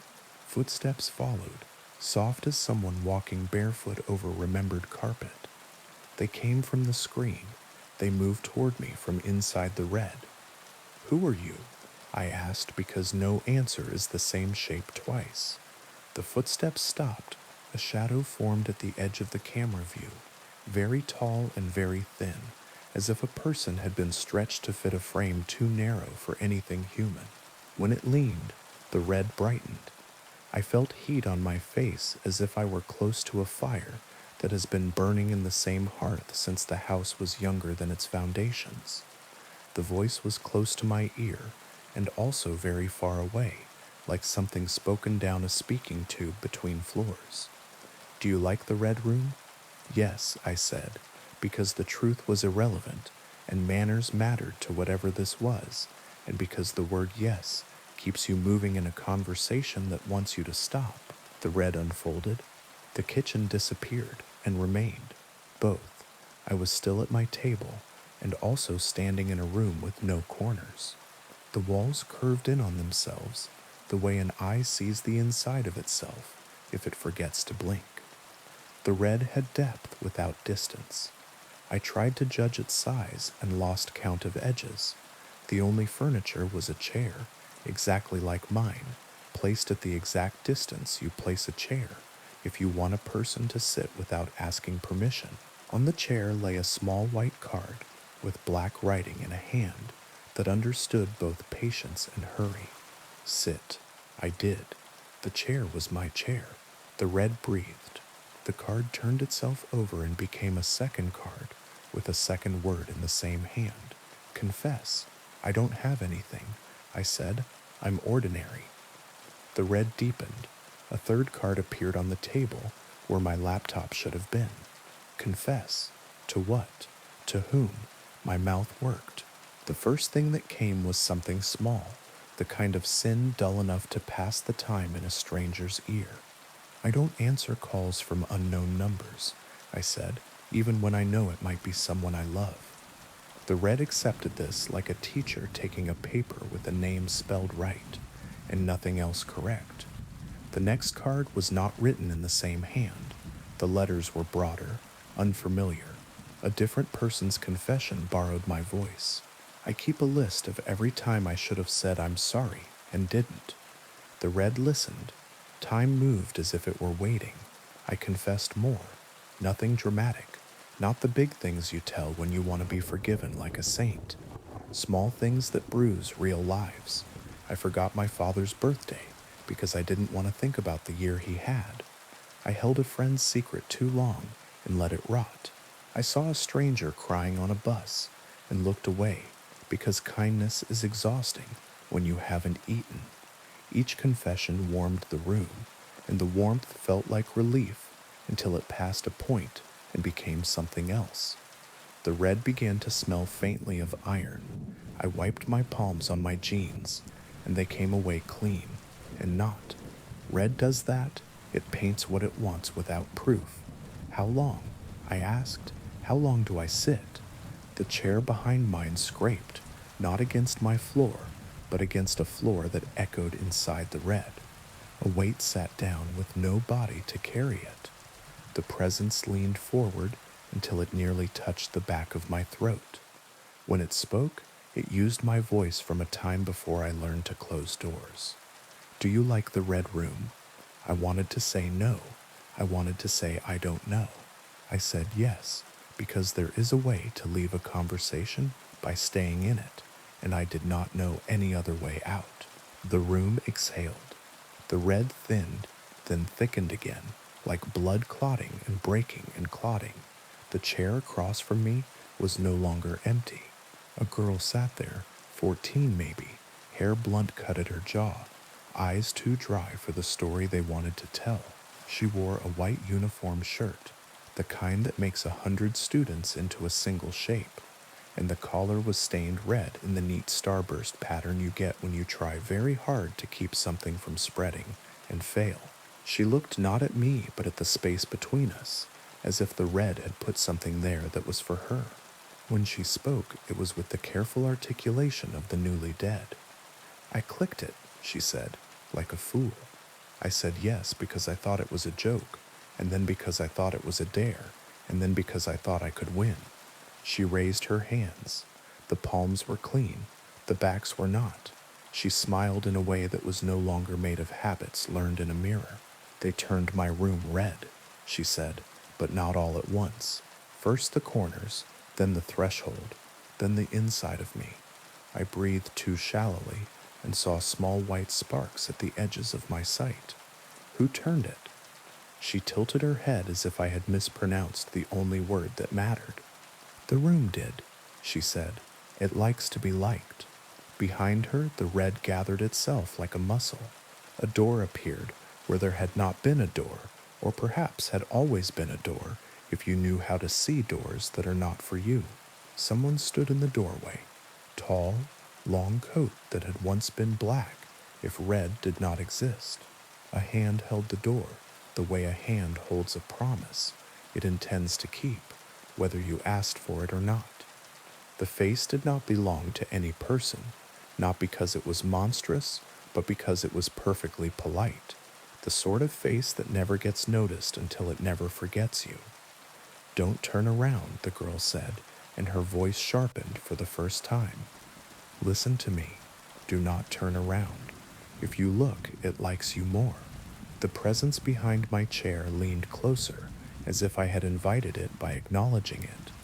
The smell of iron strengthened.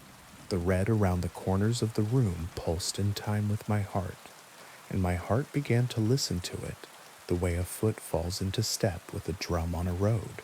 "Some rooms are hungry," the girl said. "They eat with their eyes. How do I leave?" My voice was very small and very far away. The red blurred its edges and then brought them back, impatient. "You don't," she said, and then she smiled in the way the living smile when a joke lands exactly between them. "You pretend you already did, and sometimes the room is distracted by someone else pretending harder." She stood. I had not seen her stand, and yet she was standing. The door behind her opened wider, and the tall figure in the coat did not move, which is still a way of moving in rooms like this. She placed her palm on the table between us. It left no mark, and also left one that would be there if I thought about it too long. "Confess the biggest small thing," she said.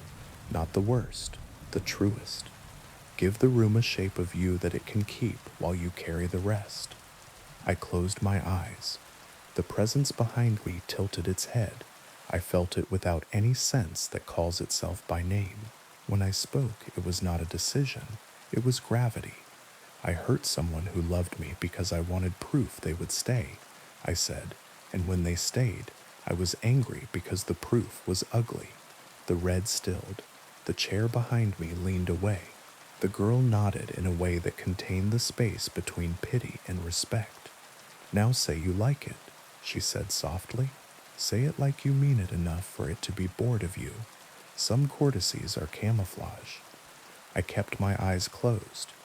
"I like the red room," I said, and found to my horror and my safety that I meant it while I said it. "I like the red room." The door closed without sound. The air cooled. The red peeled itself off the walls of my apartment and folded into the screen, and then into the corner of the screen, and then into a single pixel that went dark and left nothing behind but its afterimage. I was alone at my kitchen table. My laptop showed my work document, half finished, blank where the red had been.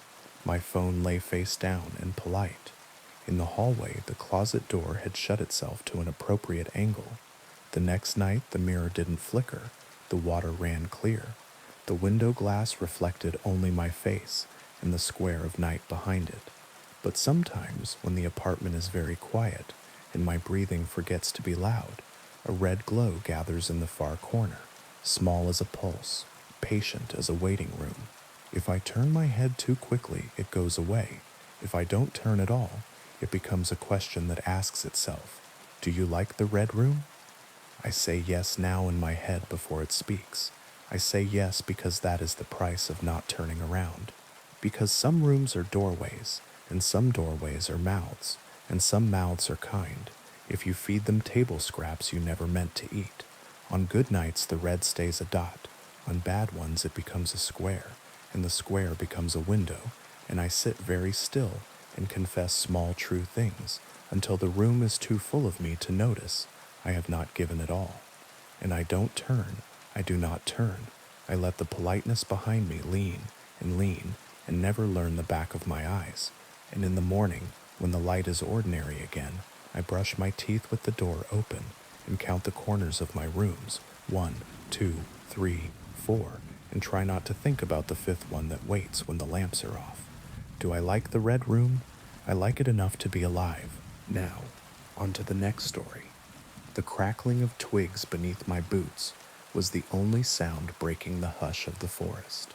It was that hour when the light hasn't quite given up, but every color feels drained, as if the world is holding its breath. I've always loved solo camping, the ritual of it, the honesty, but that evening, the trees were different. They leaned in, their dark fingers reached and tangled overhead, and what little sky remained seemed far away, the way a ceiling feels when you're feverish. I told myself I was being dramatic. Too many nights working late, too many city horns and sirens still rattling the edges of my thoughts. I paused and let my backpack settle against my spine.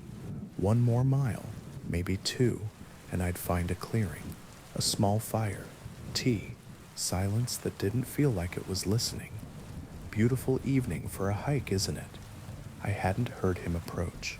A man stood half a dozen paces off the trail, tall and lean, the kind of lean that comes from using your body more than feeding it.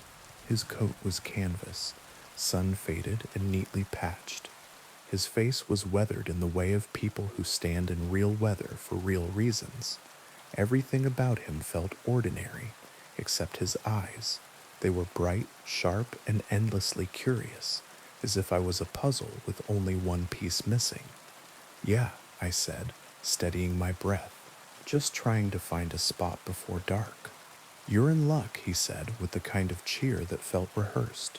"There's a perfect clearing just up ahead. You won't find a better one before night takes the trail. Come on, it's not far." Every instinct I had put its hands on my shoulders and leaned backward. I almost said I preferred to camp alone, that I had a map, that I was fine. But sunset was stealing the path one shadow at a time, and I was tired. I nodded and fell into step beside him. He knew the woods. He pointed to a thistle under an alder leaf and called it by a name I didn't know. He tapped a cluster of stones and said there had been a stream here once, years ago, before a storm rearranged the hillside. He knew where birds nested and what the wind meant when it ran cold. His knowledge should have comforted me. It almost did. "What brings you out here alone?" he asked, glancing back with that mild, affable smile. "City gets loud." "Sometimes," I said. "Needed the quiet." He nodded thoughtfully. "Quiet is honest out here. The woods have a way of keeping you." The way he said keeping made the hair on my arms rise, as if the word had a second meaning he was tasting. We stepped into the clearing as the last light failed. It was, as promised, perfect, flat ground, a ring of stones darkened by old ash, a fallen log at the edge for sitting.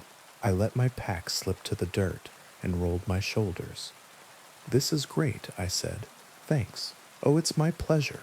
He didn't leave. "Let me help you set up. It'll be dark soon. 4 hands beat 2. "That's okay," I said, suddenly aware of how alone we were. "I've got a system." "Nonsense." He crouched and started pulling out tent poles as if they were his. "Wouldn't want you fumbling around in the dark." I hesitated. It felt ruder to argue than to let him help, so I didn't.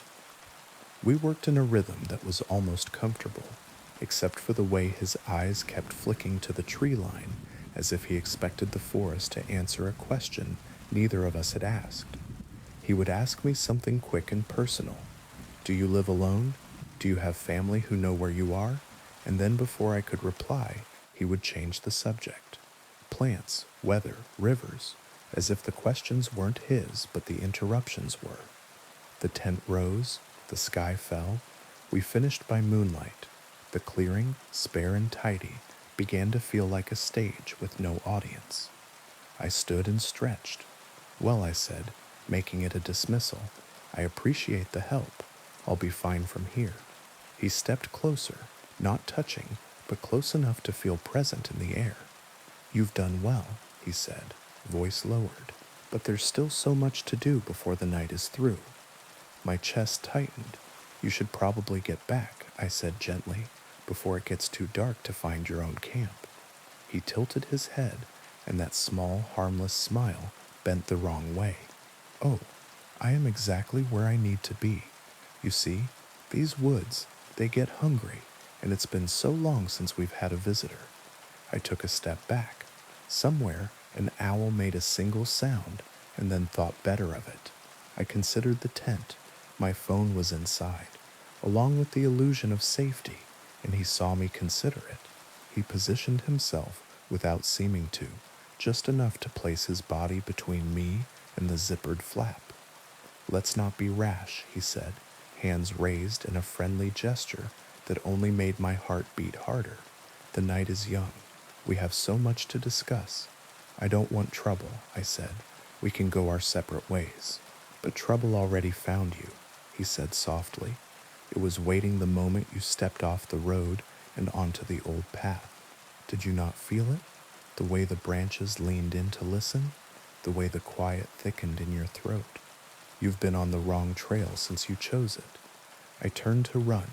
He moved faster than he looked capable of, catching my wrist with a grip that was dry and strong as a root. I stumbled, the ground coming up too quickly, the smell of old leaves in my mouth. Please, I said, airless with panic. I won't tell anyone. I'll go back tonight. The forest chose you, he murmured, and something in his voice uncoiled from very far away. And now you will keep it fed. The trees around the clearing shifted, not in a wind. I would have felt wind. It was more like the woods were settling deeper into themselves, drawing nearer, their shadows thickening until they seemed almost human. At the edge of my vision, something darker than dark flickered between trunks and vanished. I forced my hand free. It was clumsy and desperate. My fingers closed around a broken branch, heavier than it looked, and I swung. The sound surprised me. Wood on bone, a dry knock. He reeled back, not in pain, but with the baffled expression of someone unaccustomed to being interrupted. It was enough. I ran. Branches whipped my face. The trail disappeared. There was only forward, then left, then anywhere that wasn't where I had been. Behind me, the man's voice rose and fell, never quite shouting, always near enough to hear. The trees overlapped, the ground tilted and slid in ways that didn't match how hills should behave. I ran until my breath became a knife and then farther. When I finally stopped, it was because my legs decided without me. I leaned against a trunk and tried to swallow my heartbeat. The moon had climbed, and its light lay shattered on the leaves. I listened for his steps, his voice, the crisp, casual questions he seemed to ask for somebody else. Nothing, just the layered quiet that lives in very old places. Then a twig spoke behind my left shoulder, very softly, footsteps, deliberate and patient. He wasn't calling anymore. He didn't need to. I pressed myself against the bark. I became smaller than myself. He would pass me. He had to. And I could turn and move and turn again until the trees forgot who I was. A hand clamped over my mouth. I tried to scream. The sound became a small, helpless noise in my throat. The hand was strong and reassuring, in a way that made no sense. Shh, a voice breathed in my ear, very close and very calm. I'm trying to help you. It wasn't his voice. It was a woman's, quiet as water on stone. The hand loosened, but didn't leave. I turned my eyes without turning my head and saw a face near mine, pale in the moonlight, hair pulled back so it wouldn't catch on branches. There was a smudge of ash on her cheek, and her expression was alert, not afraid. Can you walk silently? She whispered. I nodded. She removed her hand and took my wrist this time, the way someone might guide a sleepwalker. We slid between trees like thoughts slipping between words. She didn't ask if I was okay. She didn't say it would be all right. Silence was the kindest thing she could have offered. We moved for a long time. The woods opened and closed. Once she stopped and crouched, palm pressed to the earth as if listening. She changed direction without explaining why, and I followed because explanation was a luxury and trust was oxygen. At last the trees parted in a thin oval, a clearing no wider than a small room. Symbols had been cut into the bark of the surrounding trunks, clean and careful, the grooves dark like old writing. In the center stood a stone broad and flat as a table, its surface carved with meandering lines that caught the moon and held it. What is this place? I whispered because whispering felt required, as if the clearing had rules even words had to obey. The heart, she said, and the tether. She stepped into the moonlight and looked older than her face. He is bound to the woods. He draws from them and feeds them in turn. That's how he's lived this long. That's how he knew you'd come. She looked at me without pity. People think the trail is theirs because they walk it. They don't ask who laid it down. How do you know this? I asked. Her mouth tightened, not quite a smile, because I tried to leave once. A sound reached us, soft, like breath over a bottle's mouth. He was moving somewhere just beyond the carved trees. The woman put her fingers on my arm, not to comfort, but to steady us both. The bond works both ways, she said. Break the stone, break his shape, for a time anyway. Long enough to get you past the edge where the road still remembers itself. For a time, I repeated. The wind, which hadn't been there a moment ago, turned the leaves over in unison, so their pale undersides showed. Nothing is ever gone, she said, just moved. We don't have to outrun forever, just tonight. The clearing breathed. The man stepped between two marked trunks and smiled the way a family man smiles at a small child, kindly, keenly, already certain of the outcome. There you are, he said to the woman. I wondered how long you'd hold out before bringing her here. You always were practical. She didn't answer. She moved to stand between him and the stone, and in the moonlight, I saw that what I'd taken for bracelets on her wrists were thin, silvered scars. The old lines are wearing thin, he went on, conversational in a way that felt obscene. We haven't had a proper guest in months. I was beginning to think the trail had forgotten its manners. She isn't yours, the woman said. He laughed softly. If she stands here, she is already ours. He stepped forward. She stepped with him. Their bodies met like opposing currents. No flourish, no stalling, just sudden strength against strength that looked wrong, coming from such ordinary frames. He was stronger. It showed in the small ways, the way her feet slid a fraction, and his didn't, the way his smile did not change. But she knew how to counter what he was, how to angle elbows and hips to spoil leverage. They struggled without sound. Don't let him touch the stone, she said without looking at me. I moved, not quickly and not bravely, just inevitably, because some moments choose you. A shard of rock lay at the base of the flat stone, where a corner had once broken. I picked it up and felt it bite my palm. The markings swam under the moon, lines overlapping lines in a language that had never been meant for mouths. The man saw me. Something shifted in his face, like surprise learning the shape of anger. He shoved the woman hard enough to send her to one knee and lunged, his hand outstretched toward the center of the carved lines. I brought the rock down with everything I had. The sound that came up out of the ground was not from any throat. The trees bowed without wind. The markings flared and darkened, and then seemed to detach from the stone entirely, rising into the air like smoke before tearing themselves into shreds that vanished as they fell. The man convulsed, not like a person in pain, but like a shape remembering it had never truly been a person to begin with. He reached for me and didn't reach. He was near and also very far away. His smile at last left his face. What replaced it was older and endlessly empty, and looking at it felt like standing on a cliff with no bottom beneath you. "Run," the woman said, already pulling me, already upright, as if she had rehearsed this ending for years. Now, the earth cracked in narrow, puzzling ways that swallowed nothing and opened nowhere. The forest's scream became something like silence again, then a roar, then silence. We ran, falling and catching, dodging branches I barely saw, stepping where she stepped because that was the only place the ground would agree to be ground. And then the trees ended. There was a ditch, then the stubborn geometry of a road. Its paint faded to the color of old teeth. A car's headlights carved the dark in half and squealed to a stop because two figures had appeared out of nowhere with wild eyes and leaf-slashed hands. We tumbled into the back seat before the driver could decide to be afraid. The woman said an address I didn't recognize in a voice that allowed no argument, and the car obeyed.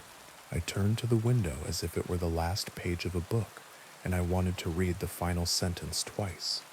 The forest had gone very still. A pale, unnatural mist unrolled from between the trees and spread across the ditch like a blanket someone was pulling up to someone's chin. For an instant, only that I saw a taller darkness inside the mist, the outline of a man unthreading itself, and I thought I heard him whisper my name as if he were trying to remember how it ended. We didn't speak until we were 2 towns away. The driver kept looking at us in the mirror and choosing, each time, not to ask. The woman's breathing gentled. Mine followed. By the time the car stopped, the horizon was beginning to pale in the east, and the wind smelled faintly of rain. She got out first and stood with the door open, waiting for me to follow. We stood together in the quiet of a street that had not yet decided to wake. "Will he?" I began. "Not tonight," she said, "and if you're careful, not soon." I wanted to ask 100 other questions. How long had she lived out there, learning the shape of his rules? How many others had made it to the stone with her?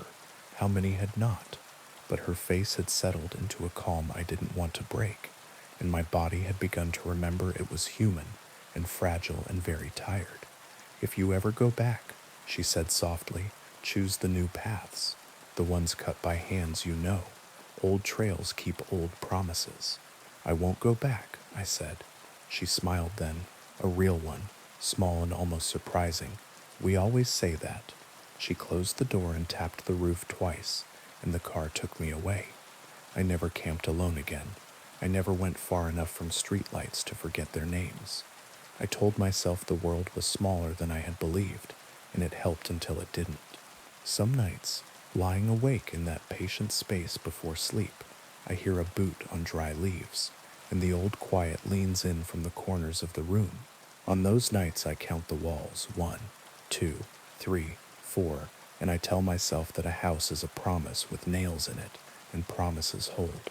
Most nights it's enough, but sometimes, when the wind threads the alley just right, I swear I hear a man's voice outside my window, careful and friendly and endlessly curious, practicing my name like a song he knows he will get to finish at last.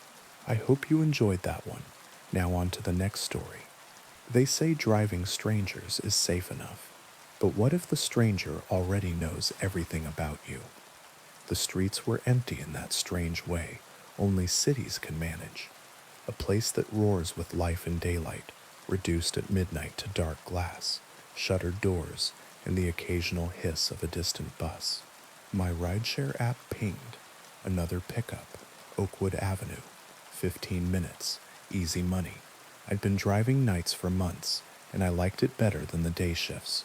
Fewer drunks, fewer kids with blasting music, fewer small talk conversations I had to fake, just long stretches of quiet and the occasional polite rider. Something about that night, though, felt off. Maybe it was the way the streetlights flickered as I pulled over, or maybe it was the man waiting for me. He was tall, dressed in a dark coat that looked too heavy for spring. A wide-brimmed fedora hid most of his face. He didn't wave, didn't smile, just opened the rear door and slid in like he'd been expected. "Evening," I said, forcing a lightness into my tone. "Oakwood Avenue, right?" He nodded once. His eyes caught mine in the rearview mirror, cold, measuring, like he was making notes I couldn't see. I pulled away from the curb, the car filled with silence, thicker than most rides. Normally I'd try small talk, but something about him told me not to. The tires hummed, the city unspooled in shades of gray. "You drive at night often?" he asked finally. His voice was low, gravelly, touched with an accent I couldn't place. "Yeah, few nights a week. Helps pay the bills," I said, keeping my eyes on the road. "Must meet all sorts of interesting people." "Sometimes," I said, "mostly just folks trying to get home." He leaned forward slightly, and I could feel his eyes boring into the back of my head. "And you? What brings you into this line of work?" The way he said you made it sound like I was the first specimen in a long experiment. I forced a laugh. "Oh, flexible hours. Works with my schedule." "Your schedule," he repeated slowly, like he was rolling the word around on his tongue. "And what else does your schedule involve?" My hands tightened on the wheel. "Not much. Work, sleep, repeat." "Ordinary," he said, almost to himself. "So very ordinary." The silence that followed was worse than the questions. We drove deeper into the city's outskirts, where houses grew sparse and the roads narrowed. I didn't recognize the neighborhood. My GPS still showed the route to Oakwood Avenue, but the streets looked wrong, like they'd been rearranged. "Tell me about your family," he said suddenly. My blood ran cold. I hadn't mentioned family, ever. "I don't really have much family," I lied. "It's just me." "No," he said softly. "That's not true. Not what your profile says. There's a sister. Millbrook, isn't it? Lovely little town." My mouth went dry. My rideshare profile didn't list anything like that. Not my sister, not her town. My voice shook. "You must have me confused with someone else." His chuckle filled the car, low and mocking. "Oh, I don't think so, Sarah." The sound of my own name in his mouth made my heart skip. "How do you—" I began, but stopped. My instincts screamed, "Don't give him more. Keep driving," he said. The friendliness in his tone had been replaced by steel. "We're not finished yet." I flicked a glance in the mirror. He was watching me, his hand sliding inside his coat. My pulse spiked. I didn't want to know what he was reaching for. Without thinking, I slammed on the brakes. The car shrieked to a halt. The man lurched forward. I ripped my seatbelt loose, threw open the door, and bolted into the night. The street was unfamiliar. Houses crouched dark and silent. My shoes hammered pavement. Behind me, a car door slammed and footsteps followed. He was faster than I expected. His breathing never changed pace, steady, relentless. I darted between two buildings, my lungs burning. The night smelled of asphalt and rust. My foot caught an uneven crack, and I went down hard, palms and knees scraping. Before I could scramble up, a hand clamped around my ankle. I kicked wildly, screaming, but his grip was iron. He dragged me back with terrifying ease. In the pale light, his face loomed above me for the first time. His grin was manic, his eyes bright with a predator's glee. Now, he said, mock gentle. "Running already?" We were having such a lovely conversation. I twisted, desperate. "What do you want from me?" He tilted his head, studying me like a puzzle. "I want to play a game." From his coat, he pulled a knife. Long, curved, it caught the moonlight. My stomach dropped. "It's simple," he said, crouching beside me. I ask questions. You answer truthfully. For every lie, he let the knife gleam closer to my skin. There are consequences. What if I refuse? I whispered. His grip tightened painfully. That's not an option. The game has already begun. He smiled. First question, why did you really start driving at night? I froze. The truth was embarrassing, vulnerable, but lying felt worse. I was avoiding someone, I admitted. An ex, he wouldn't leave me alone. I thought working nights would make it harder for him to find me. The man's smile widened. Honesty suits you. Next question, what's your greatest fear? My breath shook. Being helpless, I whispered, losing control of my own life. His eyes glinted. Interesting. And right now, how in control do you feel? Tears stung my eyes. Why are you doing this? Who are you? He leaned closer, his knife tracing the air above my arm. I know everything about you, Sarah. Your hopes, your fears, even your little secrets you thought no one saw. And what I want, he smiled a smile that belonged in no human mouth, is to see if you're worth keeping. My heart thundered. I had seconds, maybe. His questions weren't a game. They were a ritual. The way his voice lingered on words, the way the knife gleamed, the way the night felt heavier with every truth. He was feeding something, drawing it out of me. But if he needed me alive to keep playing, then maybe, just maybe, I had a chance. When he leaned closer, I jerked my knee upward, slamming it into his chest. He staggered, grip loosening just enough. I shoved him back and scrambled to my feet, sprinting into the dark. This time I didn't look back. I ran blind until the houses thickened again, until a main road opened in front of me. Headlights cut through the dark. I stumbled into the street, waving frantically. A car screeched to a halt, horn blaring. I threw myself against the door, gasping, begging. The driver's face was a blur of confusion and alarm. Behind me, the street stretched empty. The man was gone. The police never found him. My app showed no record of that ride. No pickup, no destination. As if the passenger had never existed. I deleted the app that night and never drove again. But sometimes when I walk home late, I hear footsteps behind me. Slow, steady, measured. And when I glance over my shoulder, I catch the flash of a fedora brim in the corner of my vision. Gone before I can be sure. If you ever drive alone at night, remember this. Not every passenger is a stranger. Some are already waiting for you. Now, on to the next story. The river at night had a sound all its own. Not just water moving, but something deeper, like whispers hidden in the current, rising and falling with every bend. When I was a kid, I used to love it. That rushing noise lulled me to sleep on nights when the windows were open and the summer heat pressed down. But that night, that sound felt different. I had stopped by the bridge out of habit. It was late, and I was driving back from a visit with friends. The highway was faster, sure, but when I wanted quiet, I cut through the back roads along the water. The river ran beside the road for miles, dark and restless, and the bridge was its spine. That night the quiet wasn't comfort. It pressed against the windows of my car, thick and deliberate. The bridge appeared in my headlights, a pale arc of old wooden planks stretched over black water. The wood rattled as my tires touched it, the sound amplified by the stillness around me. Halfway across, I saw her, a figure in white, standing at the far end. Her dress was long, torn at the hem, clinging damply to her legs. Her hair was black and heavy, dripping in loose strands that masked her face. She wasn't moving, just waiting. I slowed. At first I thought she might be someone in trouble. Maybe a drunk wandered too far. Maybe someone had been stranded.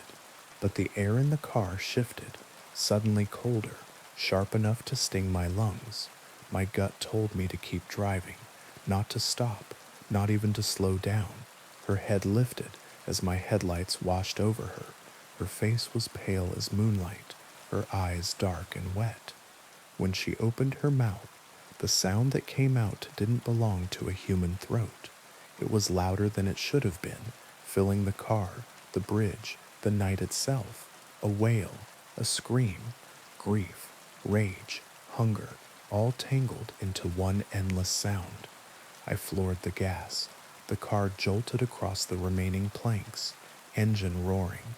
In the rearview mirror, she was suddenly closer, too close, as if distance didn't matter. Her arms were outstretched, fingers long and thin, reaching for the trunk of my car like she could drag it into the water by sheer will. Then, nothing. The sound stopped. The mirror was empty. I didn't stop driving until the town lights reappeared, and even then, I couldn't stop shaking. 2 days later, I told my grandmother about it. I expected her to laugh, to say I'd let shadows and fog get to me. Instead, her face went pale in a way I'd never seen. She crossed herself and whispered, La Llorona. I'd heard the name before. Every kid in my town had. A story told to scare children into behaving. A woman who had drowned her own children in a river, then drowned herself in grief, condemned to wander the waterways forever, wailing for what she lost. But hearing the name from my grandmother in that hushed, fearful way made the story feel heavier, older, like it wasn't just a story, but something carved into the bones of the land. You must never stop for her, my grandmother said. No matter how real she looks, no matter how she cries, she will drag you down with her into the water, and you will never come back. I didn't tell her how close I had come to stopping. For weeks after, I avoided the river. If I had to drive near it, I kept the windows rolled up tight and the music loud, just to drown out the possibility of whispers in the current. But fear is stubborn. It waits.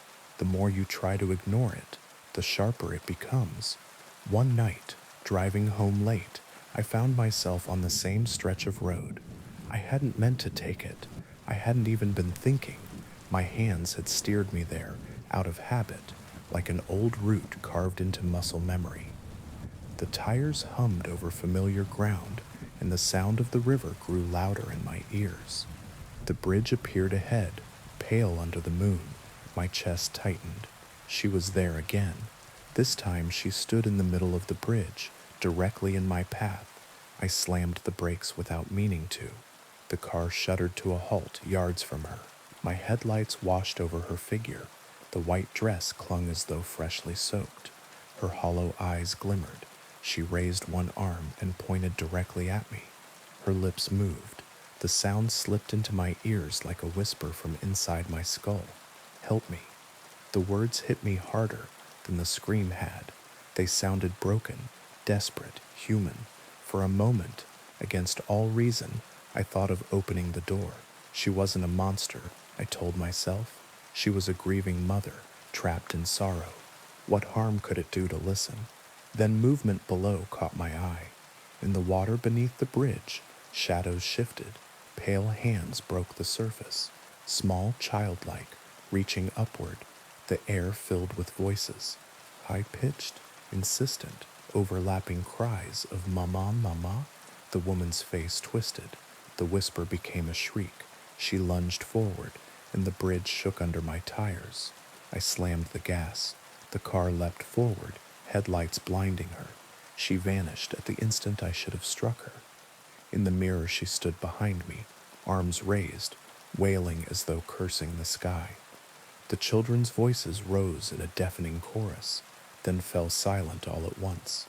By the time I crossed the county line, my hands were shaking so badly I could hardly keep the wheel straight. I told myself I wouldn't drive that road again, but curiosity is another kind of hunger. I started asking around, quietly, carefully. People always went missing near that bridge. A trucker once called dispatch to say a woman in white was waving him down. His rig was found empty the next morning, engine still running, door open. A teenager claimed he'd seen her too. He said she gave him a rideshare request from a dripping phone, water still streaming from the speaker when it rang. The boy vanished a week later. The locals, especially the older ones, never cross after dark. They avoid the river, avoid the bridge. If you press them, they'll tell you the same thing my grandmother did. La Llorona searches. She searches forever, and if she finds you, she never lets go. For months I stayed away. I moved apartments just to be farther from the water. I told myself it was over, but it wasn't. The first time I heard her away from the river, I thought I was dreaming. I woke in the night to the faint rush of water. Not pipes, not appliances. A river, close and insistent, and beneath it, a woman's voice, sobbing just beyond the walls. I told myself it was a nightmare, but the sound came again and again, sometimes louder, sometimes faint, sometimes just a breath of it as I drifted off to sleep. One night I went to the window. The street was dry, the night was still, but if I listened carefully, I could hear footsteps in water, slow, deliberate, pacing, searching. It doesn't matter if I move. It doesn't matter how far I drive. She's not waiting at the bridge anymore. She's waiting for me, and I know someday I'll cross again. Thank you for listening. If this story kept you company tonight, consider liking the video and subscribing for more myths, legends, and gentle hauntings. Sleep well, and may the trails you choose lead you safely home.